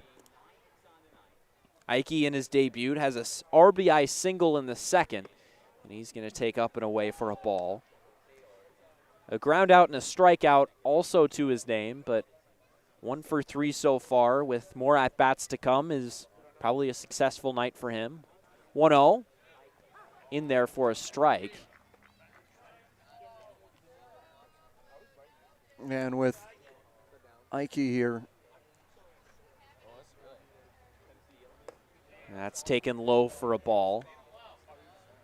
1 ball and 2 strikes on Ike. Pitch is tapped foul up the third base line. Gosh, how great has Zach York been for this team since coming in, hitting the cover off of the baseball. 2nd home run already, but with a ton of RBIs to his name, as that's driven deep to center field. Tough ranging back. He's at the track, he leaps, and it's gone! He took him to one of the deepest parts of the yard. Brandon Ike, welcome to Hyannis. Yeah. What a pitch, 100 miles off the bat when it traveled a distance of 387 feet. You talked about deepest part of the park, one of it, and Tough kept tracing it and worked it and tried to leap everything out, and Tough tumbled over the outfield wall as well. These Orleans defenders, give them credit that they're going all out for these baseballs as John Gazdar stands in and takes a strike. 3 home runs on the day for the Harbor Hawks, has their season total up to 21. As Gazdar takes an off-speed pitch in the dirt. No swing, and it's 1-1. What a response, wow. And what a debut for Brandon Ike. 1-1. Chop to the left side of the infield. On 2 hops for O. Waits for it. Fires across the infield for out number 2. We were talking off air with Grant McNeil and Nico Sharp. Where are they finding these first basemen? You look at Zach York and now Brandon Ike. These guys are machines, and really strong emphasis on really solid in all aspects of baseball. 9-2 Harbor Hawks. And Will Taylor comes to the plate and takes a ball up and in. This has happened before. Hyannis has hit two or more home runs another time. 1-0 is taken with an off-speed pitch on the inner third of the plate for a called strike. 1-1 in there for a strike. Taylor, he himself had a home run to left field. 403 feet on that. And now sees a 1-2 skip in the dirt, count even at 2-2. It was also 100 miles an hour off the bat. Since then, he's struck out twice, so trying to avoid his third of the game. 1-2 is slapped down the right field line, and it gets into right field. Taylor, an aggressive turnaround first. He's going to try for second. He dives in feet first and is thrown out by the right fielder Trimble, who got down to that ball down the right field line quickly and throws him out for the third out of the inning. So a 9-6 put out to end it, and standing by with a report is our third member of our team tonight, Bria Losick. Why, thank you very much, Mick. It's always good to join you. Well, earlier this week I was talking to a lot of the guys about their walk-up songs, kind of see what gets them hype, what helps them before. There's no walk-up songs in the Cape League because it's a pretty traditional, straightforward baseball league, but they haven't needed them tonight, obviously, with how many runs they've scored. But it was kind of a mix. I was a little surprised. There was a lot of country, some Luke Combs in there for walk-up songs. But overall, the overwhelming answer was rock. We got a lot of guys on our team that do rock songs for their walk-up songs at college, which I was kind of surprised about. But yeah, what would your walk-up song be, Jacob Irons? Oh, this one's easy for me, and there's only two options. So there are two options. One, Life is a Highway. Yes. Or or Call Me Maybe by Carly Rae Jepsen. No. Ooh, I like that. Call Me Maybe. What would yours be? Yeah. Oh, well, I prepared for this. It's a toss-up between 3 different Rihanna songs because after the Super Bowl, I just started listening to Rihanna a lot more. I would say you could go classic, Desperado. That's like half of college baseball players' walk-up songs, so you could always go that. That's safe. Talk That Talk, underrated, very good. That would get me hyped. But honestly, Ponde Replay. I think that's what I should go with. I don't know. What about you, Mickey? Yeah, what do you, Mick? I don't know. You have no Maybe idea? some Pink Floyd. Pink Floyd? Oh, so. All right. Well, there you go. Hey, I'm about to switch it up. Trippie Redd as well. That 2 different vibes. Fair. Neither of them are mine. I'm going to stick with mix Rihanna. it up. Stick with Rihanna? Well, thank you, Brea. We always appreciate it. Anytime. Fenwick Trimble stands in and swings and misses. Brea Losick always with the hard-hitting reporting. That's some Big J journalism right there from Brea Losick at Medill. 0-1, tapped foul. So 0-2 now to Fenwick Trimble, leading off the top of the 6th inning, the bottom of the 6th. Cross Sibley able to tightrope his way out of the 5th, and a hugely defensive swing by Trimble just got a piece of it. A 63-mile-an-hour pitch from Sibley. Took an hour and a half to get in, and Trimble just able to get a piece of it. The 0-2 brushes him back, down and in, ball 2. That's what's so nasty about off-speed pitches is the opportunity they present to the pitcher to try and hit the brakes and hit the E-brake there. 1-2 from Sibley. Drops just outside. Aaron Parker wanted that, but nonetheless, it's called a ball by Jeff Kinney, who's done a pretty good job today. Pretty consistent zone. Not a lot of disagreements, and it's slapped down the right field line, a fair ball. So Trimble will pull into first, take an aggressive turn around first, but ultimately hold up as Earhart got over to that one. We saw his cannon put on display yesterday, so perhaps discouraged knowing that result. And also Will Taylor having just been thrown out at second. He'll retreat back to first, and that'll bring up Carpellotti.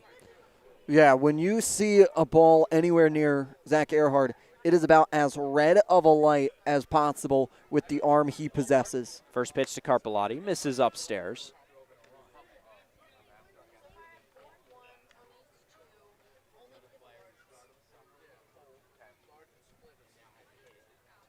A lefty-on-lefty matchup. Trimble gets his lead from first. Carpellotti pops it up foul. Back behind the infield. 9-2 Harbor Hawks.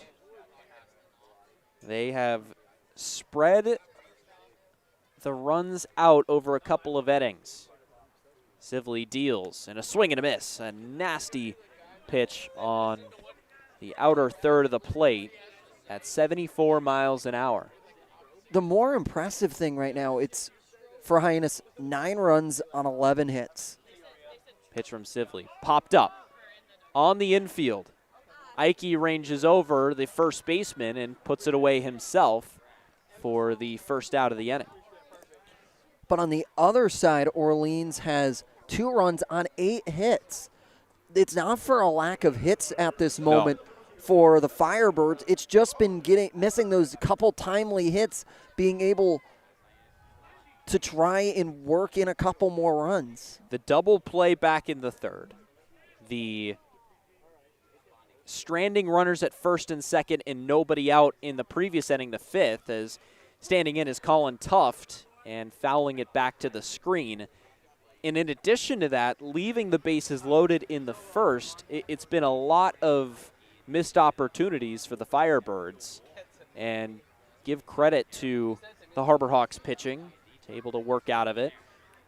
Pitch to Tuft is just a lazy off-speed pitch that took so long to get in there at 65 miles an hour. Sibley pulling the string to the absolute definition, and it's called a strike. It's now 0-2 to Tuft.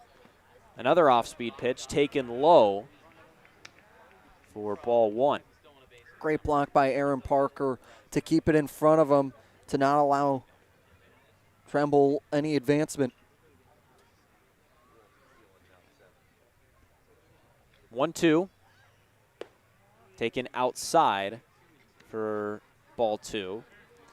Trimble, the runner at first.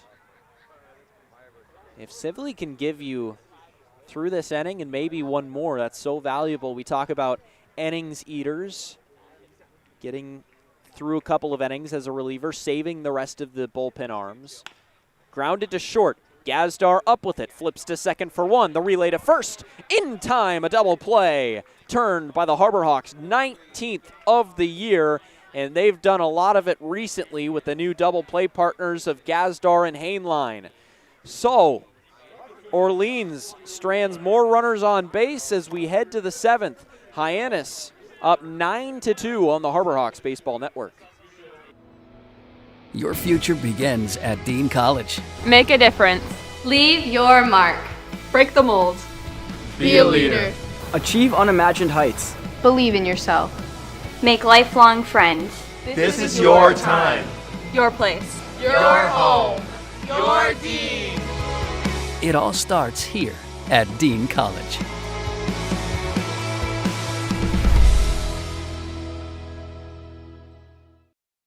Retirement strategies come in all shapes and sizes. One strategy does not fit all when it comes to reaching your retirement goals. And considering all your options may be, well, more than you want to think about. So whether you're looking to retire or already living in retirement, you need a strategy tailor-made for you. Fairway Financial can create a personal retirement strategy just for you, designed to take care of you and your loved ones. Call us today at 508-398-3337.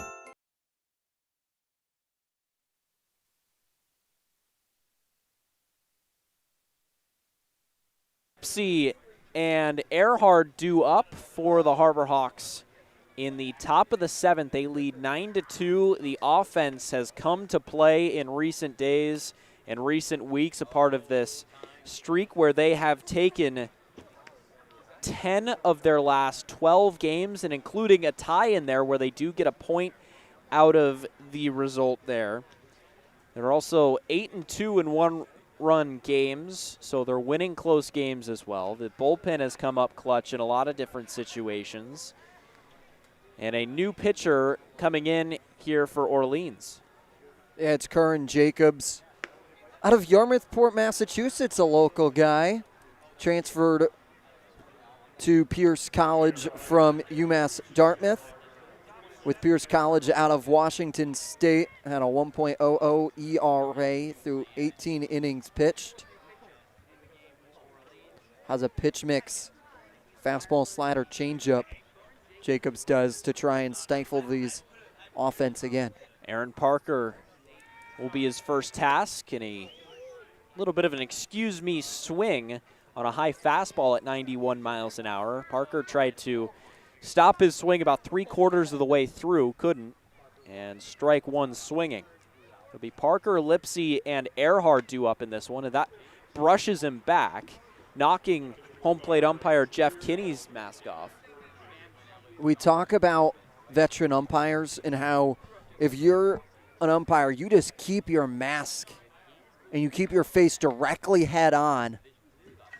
And that's what he does to not allow for any other part of your body to get hit, because it's your front of the face that is protected most over anything else. Jeff Kinney does a good job of keeping his face forward and allowing the mask to come right off on it. So he's okay. We are set to resume play here after a brief delay. Just let him walk it off a little bit. Parker facing a 1-1 count, and he takes a strike on the inner third of the plate, catching the down and in corner. Parker so far today, a walk, a line out, and a fly out. He later came around to score on the walk in the second. 1-2, skips in about a foot or two in front of home plate, and it's 2-2.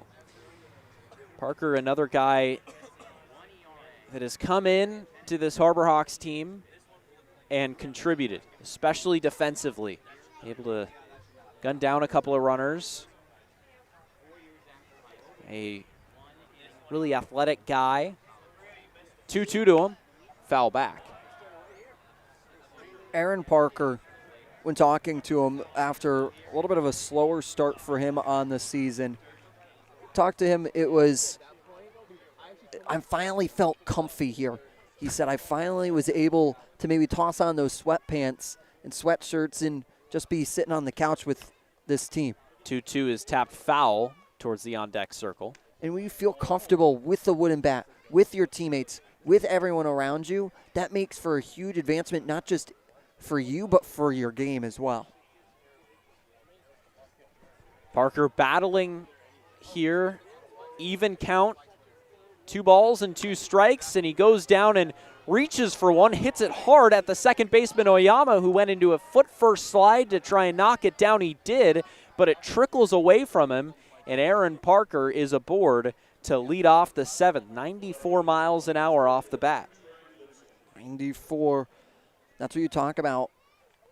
Hitting it hard to make the defense make the play, and they do that there, finding a gap. And Oyama, a fabulous defensive second baseman, can't make the spinning move to field and fire. Here's Trey Lipsy. First pitch to him, catches the outer third of the plate, strike one. Lipsy 1 for 1 on the day with a single back in the second, was hit by a pitch in the third, and then walked in the fifth.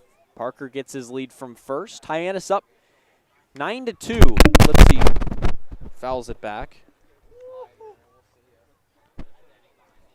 Right back to us. That was our opportunity. Hey, I touched a game-used foul ball. I think that counts. I don't know if that one counts, Mick. I was able to reach through the net. What a play by me. Here's the pitch to Lipsy, and a swing and a miss. He goes down on strikes, visibly frustrated with himself, but that does not discount the day he has had, getting on in all 3 of his previous plate appearances. So 1 away. Aaron Parker comes off of first, and Zach Earhart goes into the batter's box. Jacobs sets at the belt and delivers low for a ball.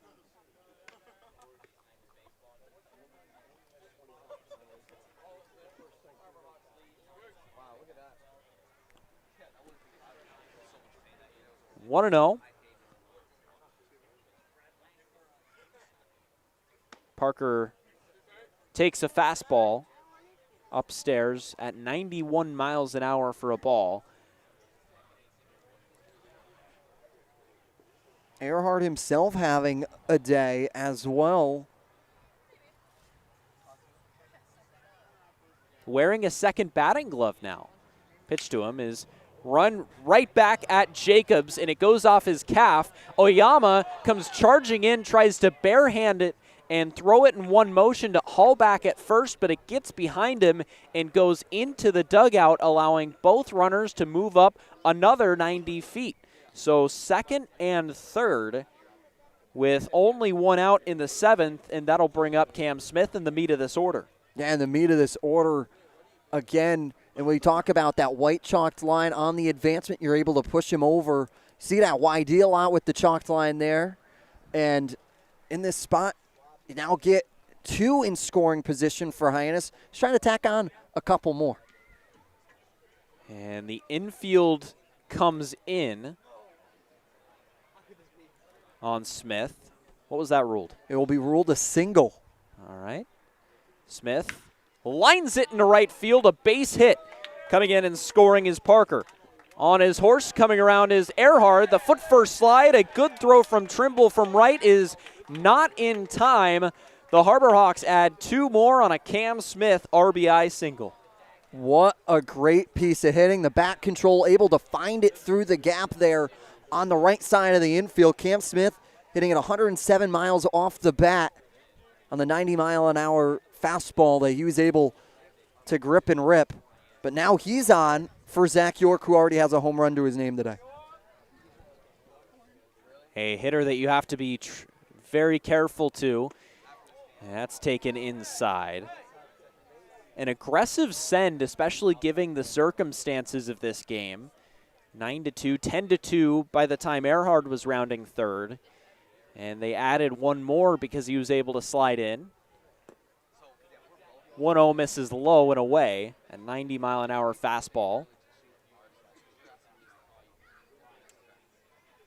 Now with York.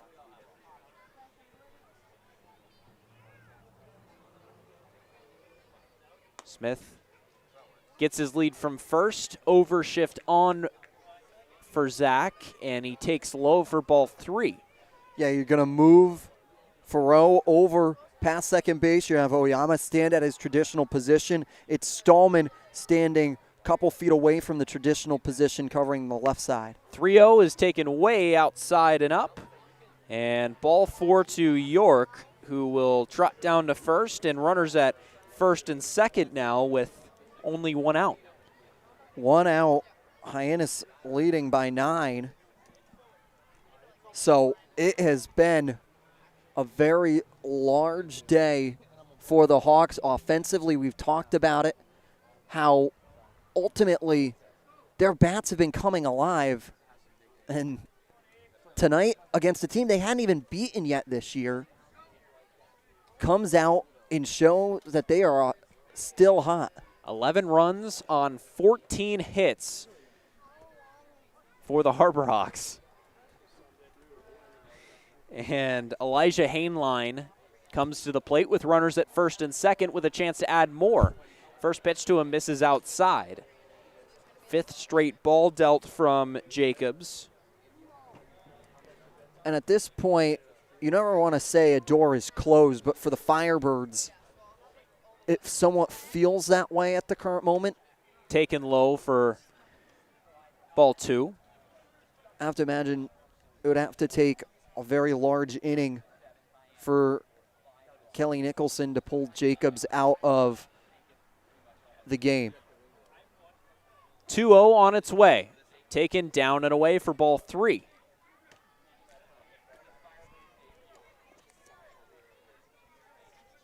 So now Hainline will probably have a dead red light. Don't want to swing at anything in such a big lead. Pitch taken outside, ball 4. So 2 straight 4-pitch walks has loaded the bases, and Brandon Ike coming to the plate, and Kelly Nicholson going to the mound. No, I believe not. It's going to be the pitching coach here. He's going to bring in the entire defense as well. They have 1 out here in this spot, but they're trying to look for 2 more, especially with Jacobs in this spot. So big opportunity for the Harbor Hawks to try and tack on a couple more with bases loaded. And we've seen it, the Harbor Hawks, just because they are up by so much, because run differential matters in this league and how they separate in the standings, every run counts, especially to try and put your team up.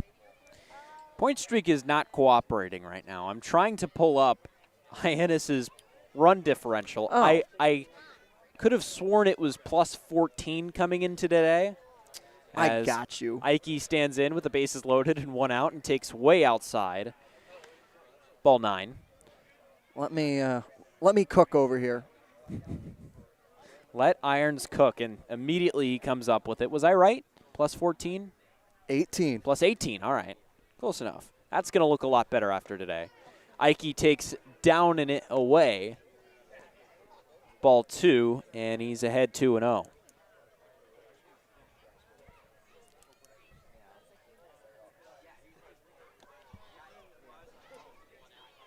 Bases loaded, 1 out.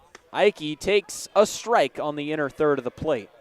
Big strike there for Jacobs here, just to try and find the zone here. Ike has had a big first game here for the Harbor Hawks and takes ball 3. A home run in the 6th, a RBI single in the 2nd. And now a chance to do more damage with the bases loaded and a 3-1 count advantage with 1 out. Pitch from Jacobs, fouled straight back. Ike's got a swing on that. That's dead middle down the zone at 89 miles an hour. So does a good job to foul it away if it wasn't his pitch that he wanted to keep his at-bat alive.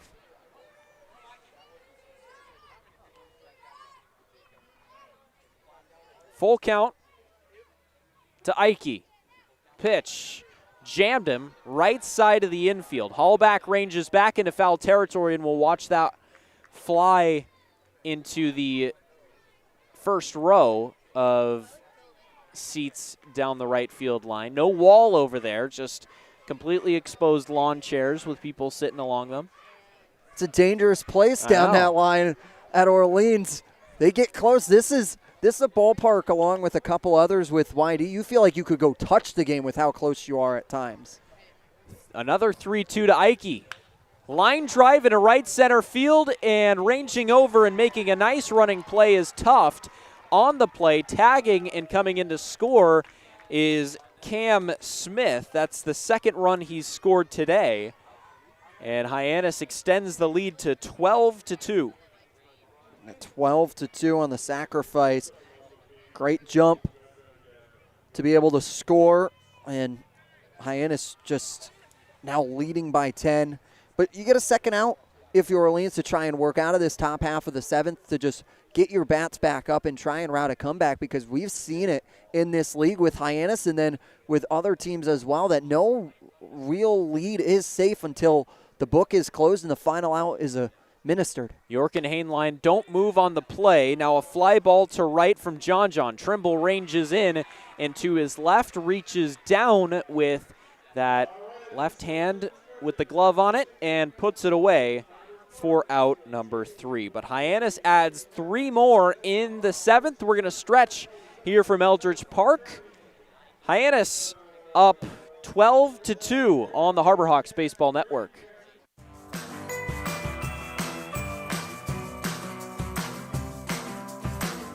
A brilliant idea starts at the source. Through innovative design, we're taking steps to create a better future. Now, the pure fresh taste of Dasani comes in a redesigned bottle, up to 30% made from plants, and as always, it's 100% recyclable. Plant bottle, designed to make a difference. This BBB seal is a badge of honor. It's a sign that this is a business you can trust.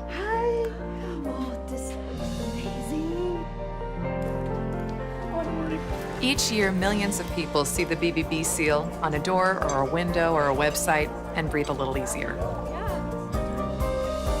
See the seal and know you've made the right choice. Find a business you can trust. Ask BBB.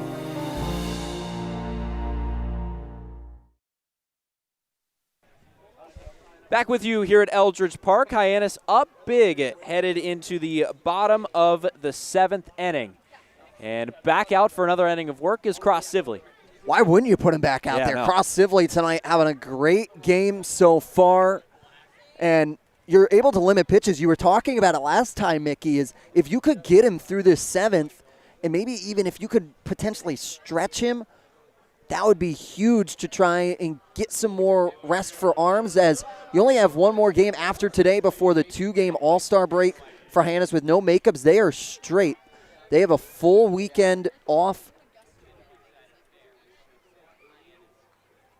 It's going to be nice. It's going to be nice for us as well. Knock on wood. Jay Casey stands in, pops it up. Left side, Smith covering a lot of ground to get out over there, and not sure what happened. Our view is blocked. A foul ball. Foul ball there. Nope. He put it away. Excuse us. The foul ground down the left field line is not a great place for us to see. The Hyannis dugout is blocking our view, so Cam Smith probably just got there and put it away. Yeah, fly out to Smith in foul territory. I really hope it wasn't the most incredible play you'll ever see. First pitch from Sibley to Oyama is taken for a strike. I think we would have heard a more of a roar. I'm hopefully. guessing it wasn't. But needless to say, 1 out here for Cross Tivoli. Comes out continuing to work effectively and efficiently. And, hey, what did we talk about? Eating innings. That's taken inside. Brushes Oyama back off the plate. That's what you can do to the best if you are able to and try and find a way. Pitch is fouled back towards us. Count now 1-2. Oyama with the triple in the first extended his hitting streak to 15 games, or excuse me, his on-base streak to 15 games. Pitch is poked at and fouled down the third baseline. Oyama is about as strong of a leadoff hitter as you could have for the Firebirds. He is a stellar at batting average with .351 coming in today. He has 49 total bases, which is 4th. His OBP is .440. 1-2 swing and a miss. Slider down and away. Sets him down. Which is 3rd in the league. So Oyama there, very uncharacteristically going down swinging. But in this spot, he has been fabulous in that leadoff role because he's able to provide some motion on the bases, especially with his speed that he can steal as well. Getting that out is huge for Cross Tivoli. Here's Drew Farreau and a swing and a high fly ball. Center field coming in hard is Taylor. He dives and makes the play. Will Taylor, excuse us for taking the time to make sure we saw it right, but I couldn't believe my eyes. An unbelievable play coming in hard on a shallow fly ball, going full extension, laying out, dropping to the ground, getting dirty.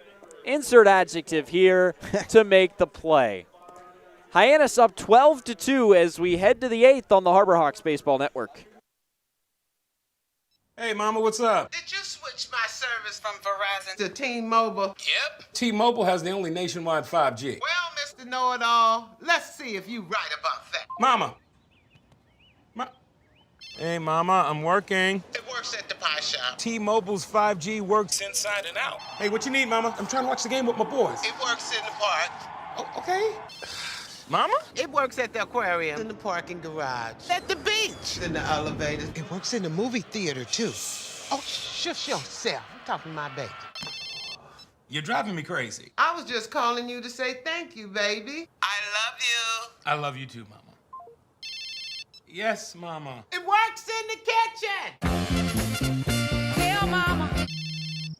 Mama? 5G, it works in the club. Who are you in a club with? All about it. Tell Mama.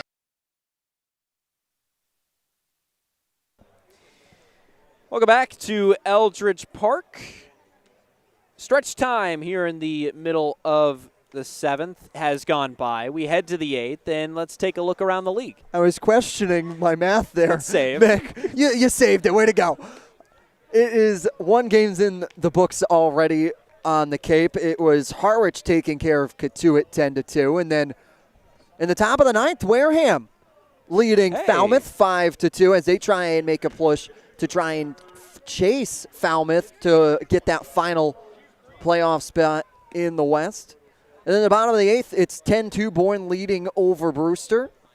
And then 5-3 YD over Chatham in the top of the 6th. Just a close 10-minute ride over to Veterans Field here from Eldridge Park in Orleans in the Eastern Division. That is your out-of-town scoreboard brought to you by the Hyannis Athletic Association. All right.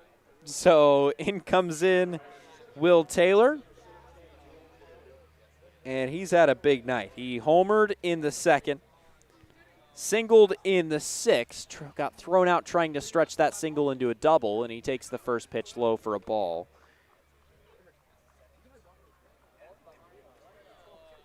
One and 0 the count.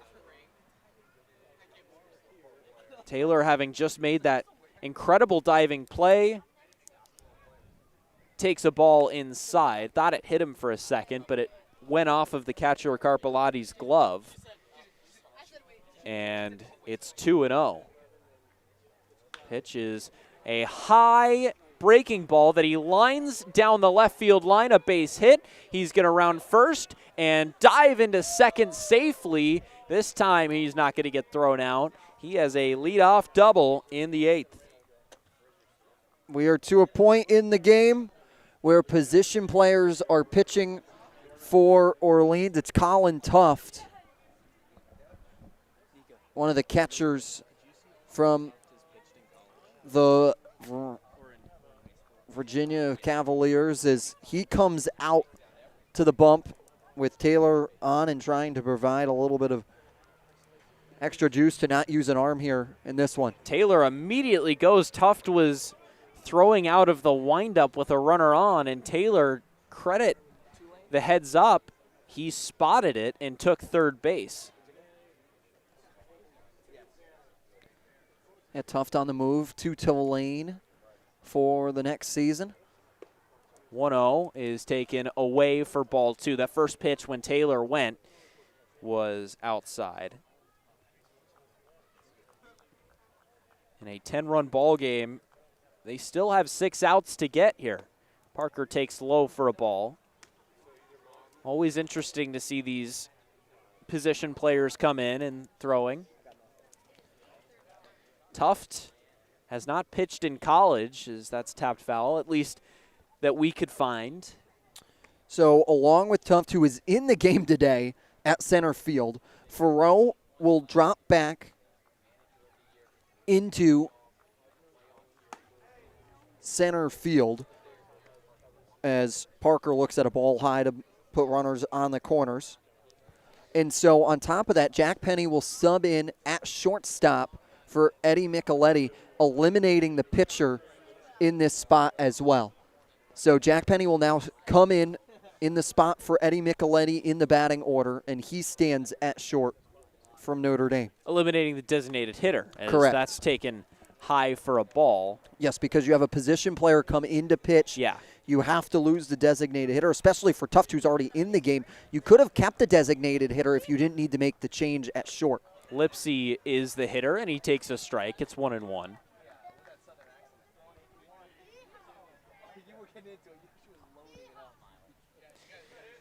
One to Trey Lipsy on the way, and a swing and a miss. That had a little bit of velocity to it.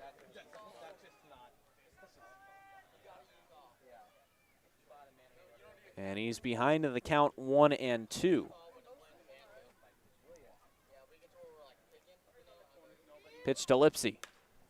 Fouled. Fouled over the Hyannis dugout. Harbor Hawks had no shortage of runs or hits today. They've had no shortage of offense, but pitching has also played a big key in this, as Lipsy takes a fastball down and in. He's throwing 87 right now. It's not for a lack of not having velocity behind him as a position player. Pitch is down and in, and it trickles behind Carpelotti, but He's able to track it down before it goes too far away and holds Taylor at third. So it's 3-2 to Trey Lipsy. This is a tough one right now.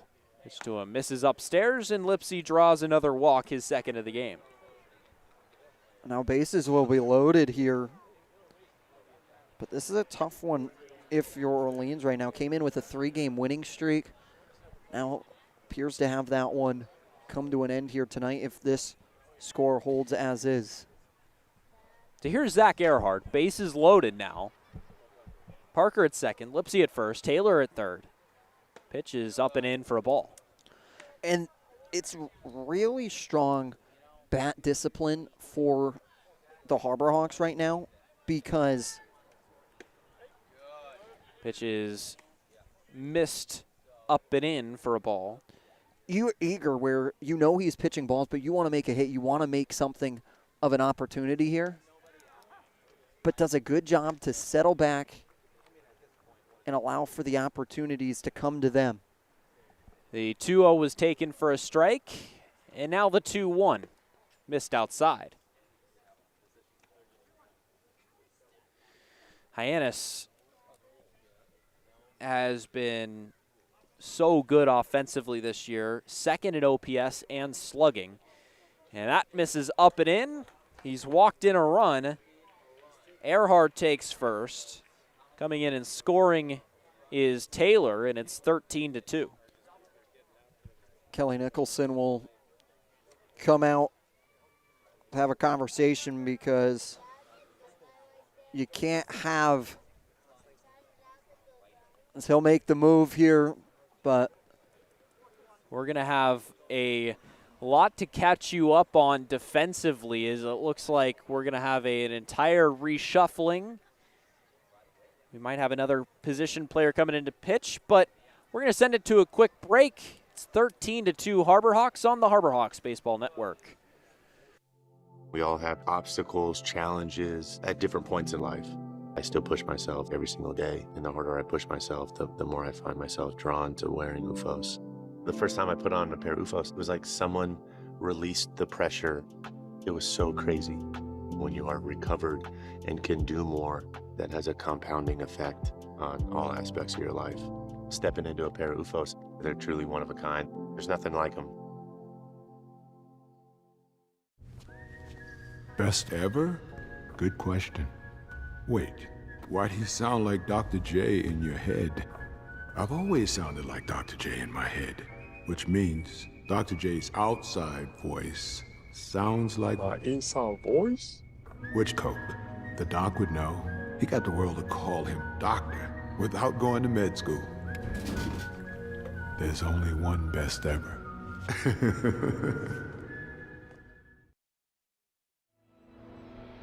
Your future begins at Dean College. Make a difference. Leave your mark. Break the mold. Be a leader. Achieve unimagined heights. Believe in yourself. Make lifelong friends. This is your time. Your place. Your home. Your Dean. It all starts here at Dean College.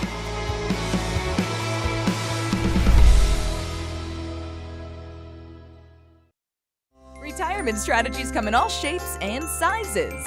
One strategy does not fit all when it comes to reaching your retirement goals. And considering all your options may be, well, more than you want to think about. So whether you're looking to retire or already living in retirement, you need a strategy tailor-made for you. Fairway Financial can create a personal retirement strategy just for you, designed to take care of you and your loved ones. Call us today at 508-398-3337.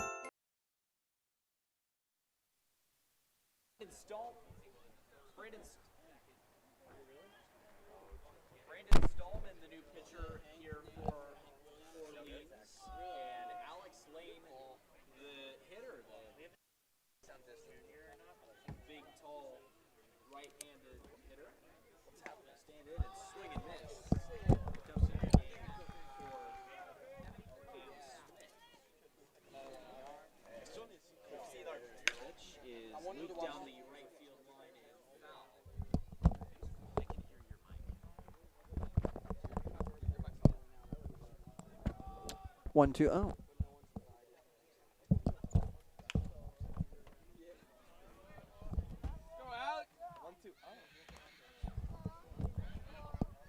Cam Smith now into hit as he flies that foul. Count 0-2. The pitch is lined into right center field, and it's going to split the gap. This is going to score a couple of runs. Smith rounding first, heading towards second, in standing, and coming in to score is Aaron Parker and Trey Lipsy. Going from first to third is Zach Earhart, and Hyannis extends their lead further.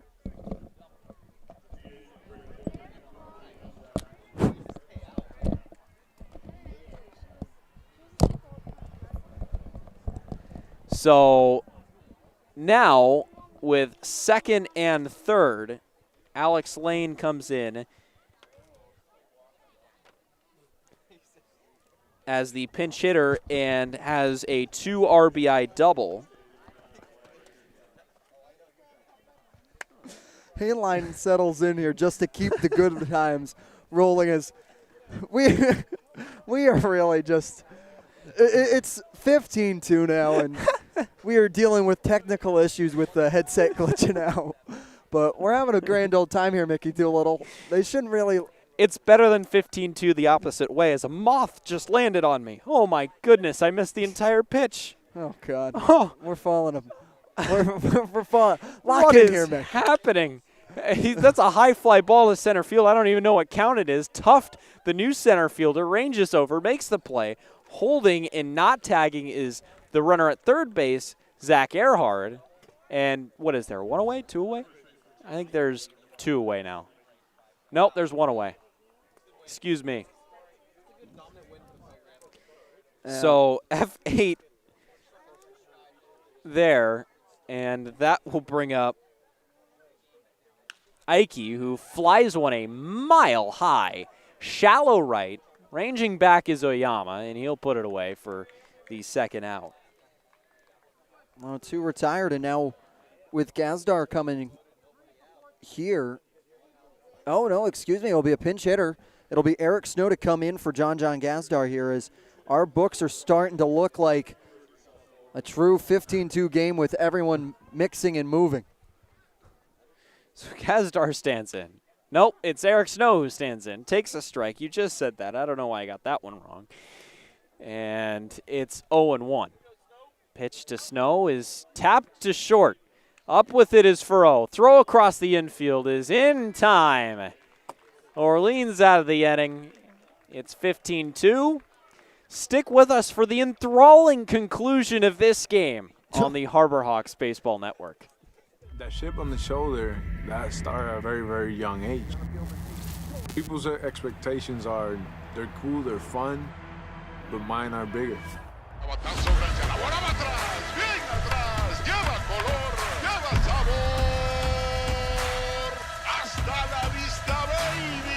When you play in New York, they want to see winners. It doesn't matter if it's a Monday or a Friday or a Saturday. You got to come with it, or those fans will let you know.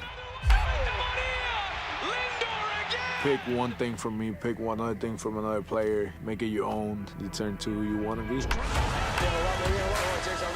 What motivates me is the unknown. You know, how good can I be? You get away from the lights, you get away from the camera. Mientras más presente yo esté en la caja de batería, más éxito tengo. Man, how can you not keep it fun, man? This is a kid's game. If you could go back and tell 10-year-old Francisco one thing, what would it be? You're a bad mother. So Eli Trop comes in. Orleans might be throwing position players, but that hasn't stopped head coach Eric Beatty from continuing to throw arms out there of his own, knowing the All-Star break is right around the corner, and perhaps his reliever's about to get 2 days of rest. So he'll face what I believe is Stallman, Hallback, and perhaps Micheletti. Honestly, we're just going to call it as they come up because there have been so many changes. They burnt the DH. They've moved 3 different position players to pitchers. It's a little bit more of what we like to call the Little League scorebook right now with everyone moving in this one. But a defensive change here for Hyannis. with Smith coming out of the game on the pinch hit lane. Lane will go over to first base. Ike will just move across the diamond to third, where he can play. We talked about it at VCU, played both corners of the infield. And Eli Trop into the game. Yeah, and Eli Trop into the game with a 1.8 ERA through 5 innings pitched on the summer. His last appearance came against Falmouth at home, went 1 inning. Struck out 1 through 3 batters faced, and that was the entire line. The rest are zeros. He has been really stellar to close games. So it's Brandon Stallman to lead off the inning. Correct. So Stallman. Hallback is standing on deck. Correct. So we're all good here. It's not the question. It will be, I don't think it's that challenging. They just lose the DH. They bring in Speak for Penny. yourself. First pitch misses outside. This is true. I feel bad for whoever's doing point streak right now, though. Oh, my goodness. They're doing a magnificent job. They are. They're keeping up with it because it can start getting on you quick. 1-0 from Trop is grounded to the left side. Nice backhanded pick from Snow, newly into the game, playing shortstop. A tricky hop that he was able to backhand to his throwing hand side and fired across the infield in time for out number 1. Great play.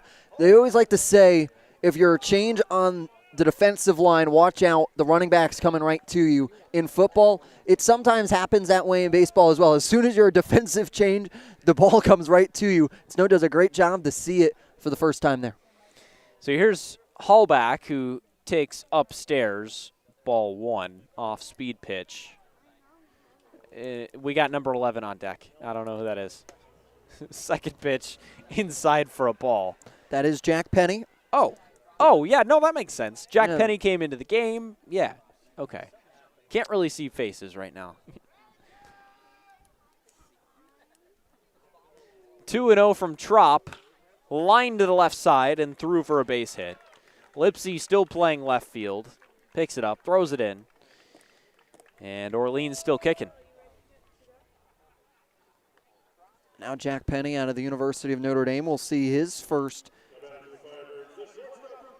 plate appearance today for the Firebirds. And starter in the All-Star game for the East Division. They're starting third baseman as well, sporting my Notre Dame hat. So I'm like, I've got cross teams today. Penny is 5 for his last 11 on Cape.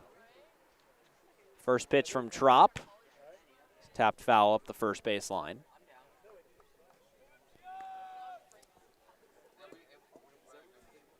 And now Trimble on deck. We got that okay. It feels like it's more defensive realignments than anything else. Yeah, because they've just using position players, so it gets a little tricky in there. Pitch to Penny is inside for a ball.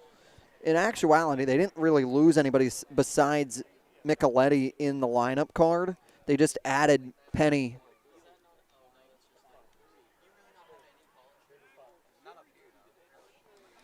One, swing and a miss. High fastball at 91 miles an hour.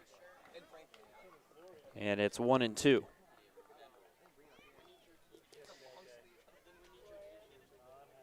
It's only the top of the 8th. Bottom of the 8th. Bottom of the 8th. Please, it's not the top of the 8th. Oh, my goodness. Pitch is grounded to the right side. Up with it is Hainline. Throws to second for one. Aggressive turn. Snow relayed it onto first, but it was not in time. Pulled Lane off the bag. And there's 2 away. Way to get the lead on runner if you're a Hainline there. Snow comes over to cover in time, but the speedy Penny is able to beat it down the line, and it's a tough turn from Hainline, especially since it was a slow roller that got to him at second base, and Snow just giving it a look to try and toss over. So here's Fenwick Trimble. First pitch taken for a strike up in the zone. Trimble so far on the day, a 1-for-2 with a walk in the first and a single in the 6th. The pitch, fouled back. Orleans, when scoring first, is 12-6 and soon to be 12-7. They scored those 2 runs in the bottom of the first against O'Connor, but were held completely silent since. And a lot of that is credit to Jack O'Connor, who came back, bore down. And that's called strike 3. A fastball at the knees gets Trimble looking, and that is the 3rd out of the bottom of the 8th. We head to the 9th. Hyannis up a lot on the Harbor Hawks Baseball Network. Hey, Mama, what's up? Did you switch my service from Verizon to T-Mobile? Yep. T-Mobile has the only nationwide 5G. Well, Mr. Know-It-All, let's see if you right about that. Mama. Hey, Mama, I'm working. It works at the pie shop. T-Mobile's 5G works inside and out. Hey, what you need, Mama? I'm trying to watch the game with my boys. It works in the park. Oh, okay. Mama? It works at the aquarium, in the parking garage, at the beach, in the elevators. It works in the movie theater, too. Oh, shush yourself. I'm talking to my baby. You're driving me crazy. I was just calling you to say thank you, baby. I love you. I love you too, Mama. Yes, Mama. It works in the kitchen. Tell Mama. Mama? 5G, it works in the club. Who are you in a club with? All about it. Tell Mama. Your future begins at Dean College. Make a difference. Leave your mark. Break the mold.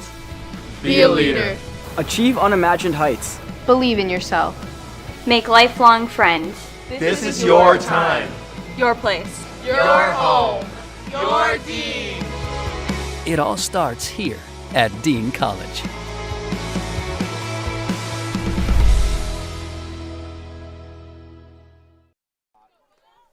After hitting around in the top of the 8th, Hyannis grabs the bats once again, and Will Taylor leads it off. A called strike coming in there from Brandon Stallman, who started the game as the 3rd baseman, and Taylor flies it to center field. Racing in is Tuft, and he reaches down and is not able to get there. He fields it on a hop. Taylor gets to first, so a leadoff single. Yeah, big single there. It's just no man's land territory.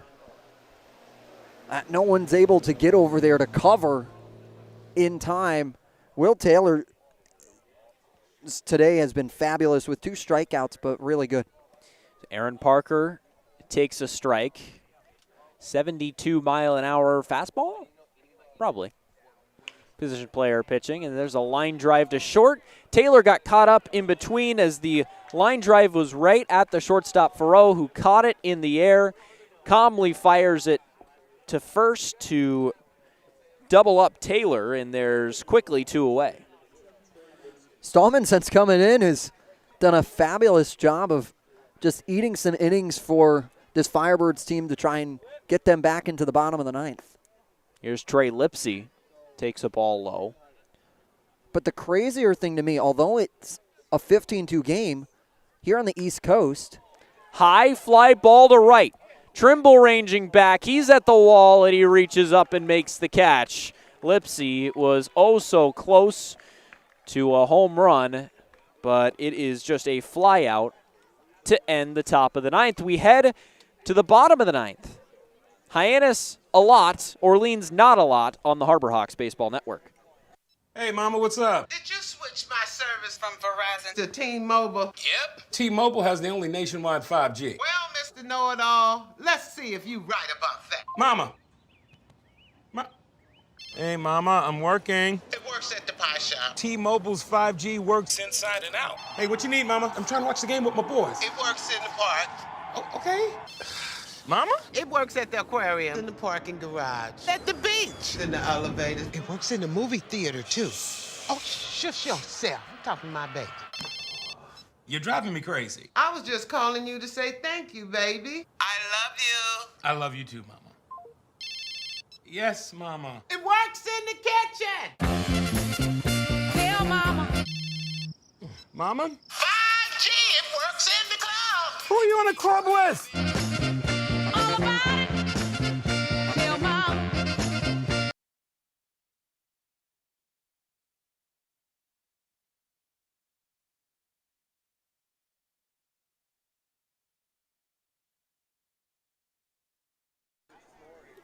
Ethan Lanthier comes in here in a high leverage situation.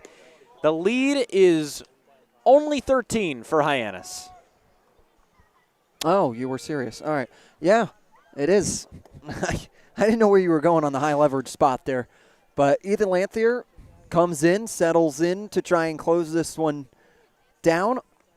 And this opportunity to just get 3 outs, get back on the bus, and acknowledged as a strong offensive showing going into tomorrow against Harwich, which picked up some momentum beating Cotuit. Any team that is able to beat Cotuit, especially although they're in a little bit of a slide currently, is still a beating of Cotuit, which is one of the best teams in this league. So have to have it tomorrow before the All-Star break.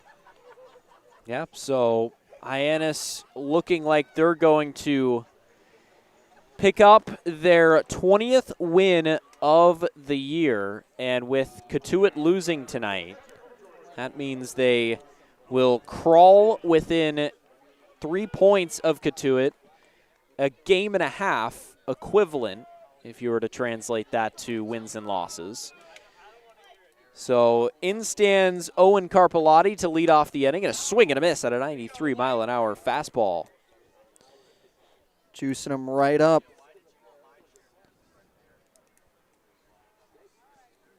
Lanthier deals, and a high, deep drive to right. Earhart back at the wall, and it's gone.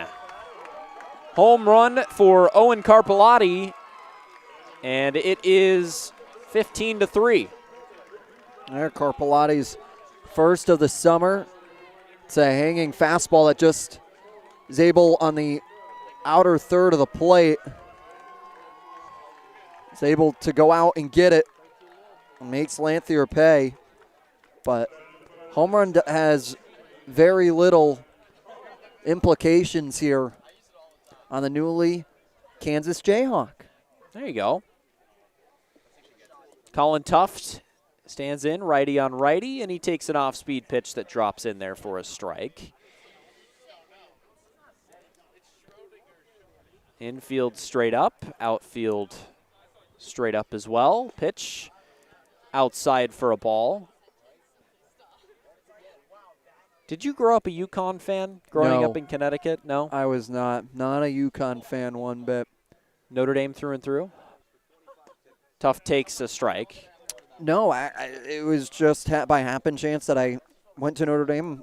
You watched it on TV when you were growing up because that was like a big football game, but no. Tuft pops it up on the infield. Who is it? It's Lane or it's Barker, and it's Lane calling everybody off.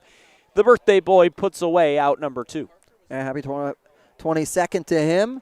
Able to get a great birthday present here in a 15-3 lead going into the bottom of the 9th with 1 away here by Lane. Thank you. Only 1 away. And Jake Casey stands in. First pitch from Lanthier, a swing and a miss. Yeah, 92 up in the top part of the zone. That's what makes Lanthier so special is his fastball. Second one on the way, and it's an off-speed pitch that misses low.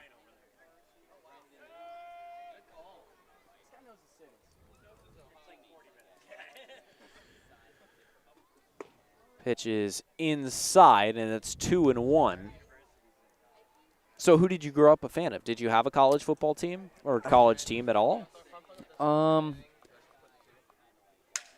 is a shattered bat that breaks clean into 2, and it's a slow ground ball to the left side of the infield that Ike has no shot at picking up and throwing to first. So it's an infield single by Casey, and the bat flew further than the baseball, and it was still a hit. Yeah, it was just slow contact that just off the ricochet dropped dead down the third base line into the grass, and Ike can't make any play there. So here's Oyama, takes a high fastball up, ball 1. Gotta be wary there, especially with A-line moving out of the way, as that piece of the bat went directly flying to him. Foul tipped into the glove of Parker. 1-1. So no team, no college team? I would say if I were to pick any, it would be Notre Dame. My dad had it on normally. Oyama takes upstairs on a breaking ball. It's 2-1. Yeah, it was just on normally, but it wasn't anything like I never thought about college football as big of a fandom as I did. Swing and a miss. A fastball got by him, and it's 2-2 with a runner at first and 1 out. Until I went to Notre Dame. So, Saturdays in the fall were never, scheduled out to watch Notre Dame football games. But if they were on, we had them on. Oyama fouls it off. But we weren't scheduling our lives around it by any means, or I couldn't even tell you who anybody was until maybe in high school when I started caring about sports, and Notre Dame was really solid. Oyama takes in the dirt. It's 3-2. But, okay. Yeah, and then now ever since I went to Notre Dame, I can tell you everything about college football for the most part. 3-2 fouled back. As it's part of the job as covering Notre Dame football is you got to know the college football landscape at every given moment. So my knowledge over college football now is way farther than my pro. Oyama takes in the dirt. Ball 4. Runners at first and second. 1 out. 15-3. Or Firebirds trying to route something here and just creep in on the Harbor Hawks run differential like we were talking about that could use a huge boost. They were up 18 going into today's game. Pitch to Drew Farreau, swing and a miss at a fastball. They're able to add 12 if the score that has it here today holds. This game still has significance, even though it doesn't feel like it right now. The run differential is important. For both teams, especially for an Orleans team that finds themselves second in this East Division with the creeping Harwich that won today. The 0-1 miss down and away, and now the 1-1 drops in there for strike 2.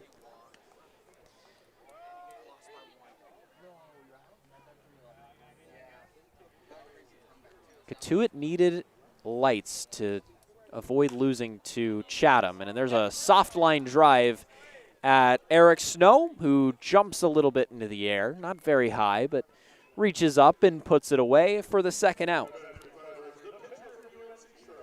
2 away here to bring up the pitcher, Brandon Stallman, who has been fabulous for the Firebirds as a position player to come in to pitch.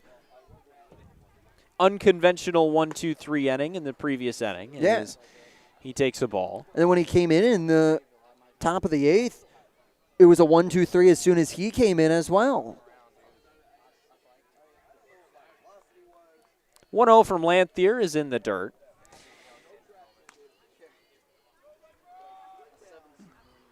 I grew up a Cal fan. I was going to say. But not really. All right. It was same deal as you. Pitch is fouled back, and it's 2-1. It was all of my cousins went there. A lot of my aunts and uncles went there, so it was like, I guess. I started paying attention in high school, just like you. Wilcox, the head coach. 2-1, flown foul, and we are 1 strike away from this game ending. Stallman. Now the pitcher stands in a righty on lefty matchup between the righty Lanthier and Stallman. The pitch drops outside on a breaking ball. And the count runs full with 2 outs. Runners at first and second, both will be in motion. The pitch from Lanthier is lined to left. Lipsy over to his right, and it will get down in front of him. Coming in and scoring is Casey from second. Stallman with an RBI single. Moving to second of his Oyama. And it's 15-4. 15-4 to bring up Matt Hall back, who's trying to keep the good times rolling for these Firebirds Ethan Lanthier and the Harbor Hawks just trying to get that final out. Pitch to Hallback, misses upstairs.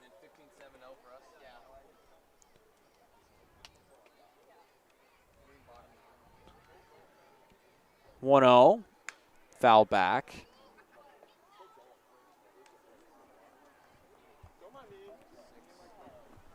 Yeah.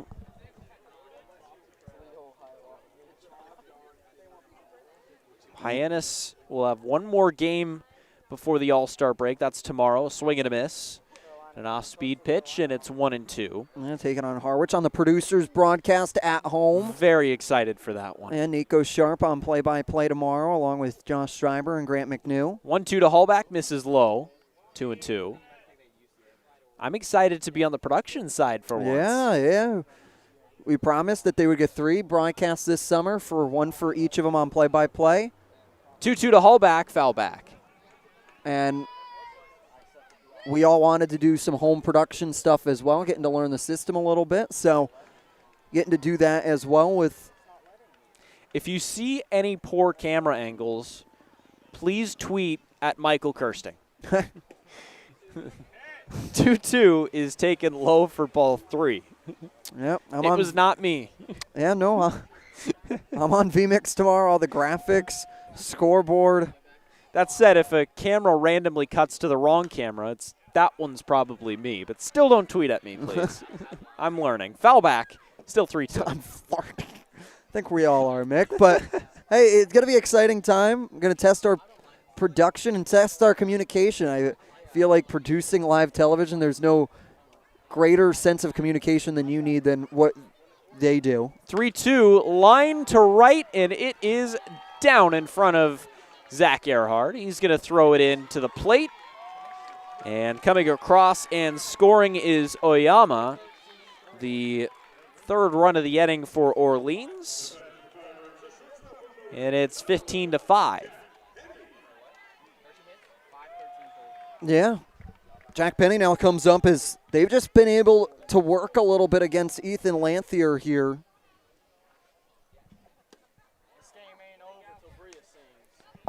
Respectively, between two teams, is Orleans not going down without a fight. It's a foul ball. 0-2 the count to Penny. And Orleans had only scored their 2 runs in the first. Pitches outside, 1-2. And had been held scoreless all the way until the 8th, but now here in the bottom of the 9th, trying to interject themselves back into the contest. Fly ball, left field, out of play. Still 1-2, still playing baseball. At 15-5, but with a 15-5 score, you have to think it's 9:14 on the East Coast right now, still under 3 hours. Pitch to Penny, flying, left field, flown foul, still playing baseball. Well, in the offense here today, if you look, 15 runs for Hyannis on 17 hits. Yeah. Didn't commit an error. 17 hits? That is a monstrous number. And one of the bigger parts of that is there's the ground ball. Right at Hainline. He picks it up. He throws to first. Ball game. 15-5, the final score. Harbor Hawks prevail over the Orleans Firebirds, and just as we were saying, it was a clean game from the Hyannis Harbor Hawk defense that struggled a little bit with errors this year, but from start to finish, they played a great game today. Yeah, it was everything you could have wanted from the team being complete, and right now they are looking really solid going into a big game against Harwich tomorrow. Yeah, that'll be a big one right here on the Harbor Hawks Baseball Network. But with this win, Hyannis brings themselves within 3 points of first place Katuitt, positioning themselves for a possible run after the All-Star break. Yeah, this is a huge win today to try and get themselves momentum going into tomorrow's game against Harwich, because looking at these two teams, it's going to come down to maybe the last game of the year between Cotuit and Hyannis to see who's able to hold on and win the Western Division. Hyannis wins for Brielasic, Jacob Irons.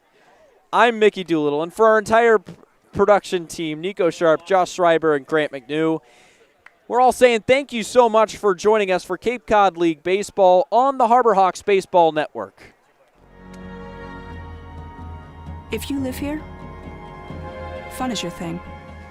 If you live here, tough is your thing. Smart is your thing.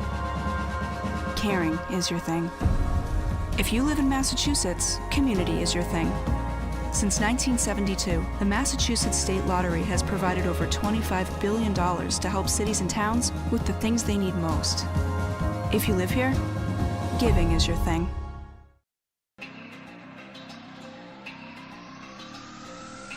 My family earns respect. My family clears bases. My family breaks records. My family wins MVPs.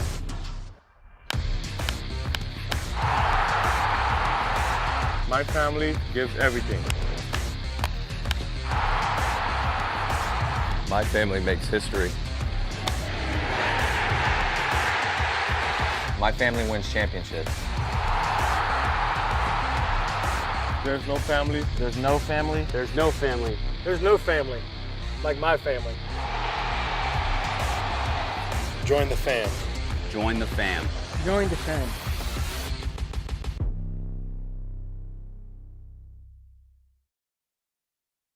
When Alaska Airlines needed a partner for the complex operations of travel, they made the switch to T-Mobile. Our 5G has Alaska Airlines and their customers covered, from major hubs to remote destinations, with 5G coverage ready now for the demands of today and the future. T-Mobile's network powers Alaska Airlines as they deliver next-level care for all customers.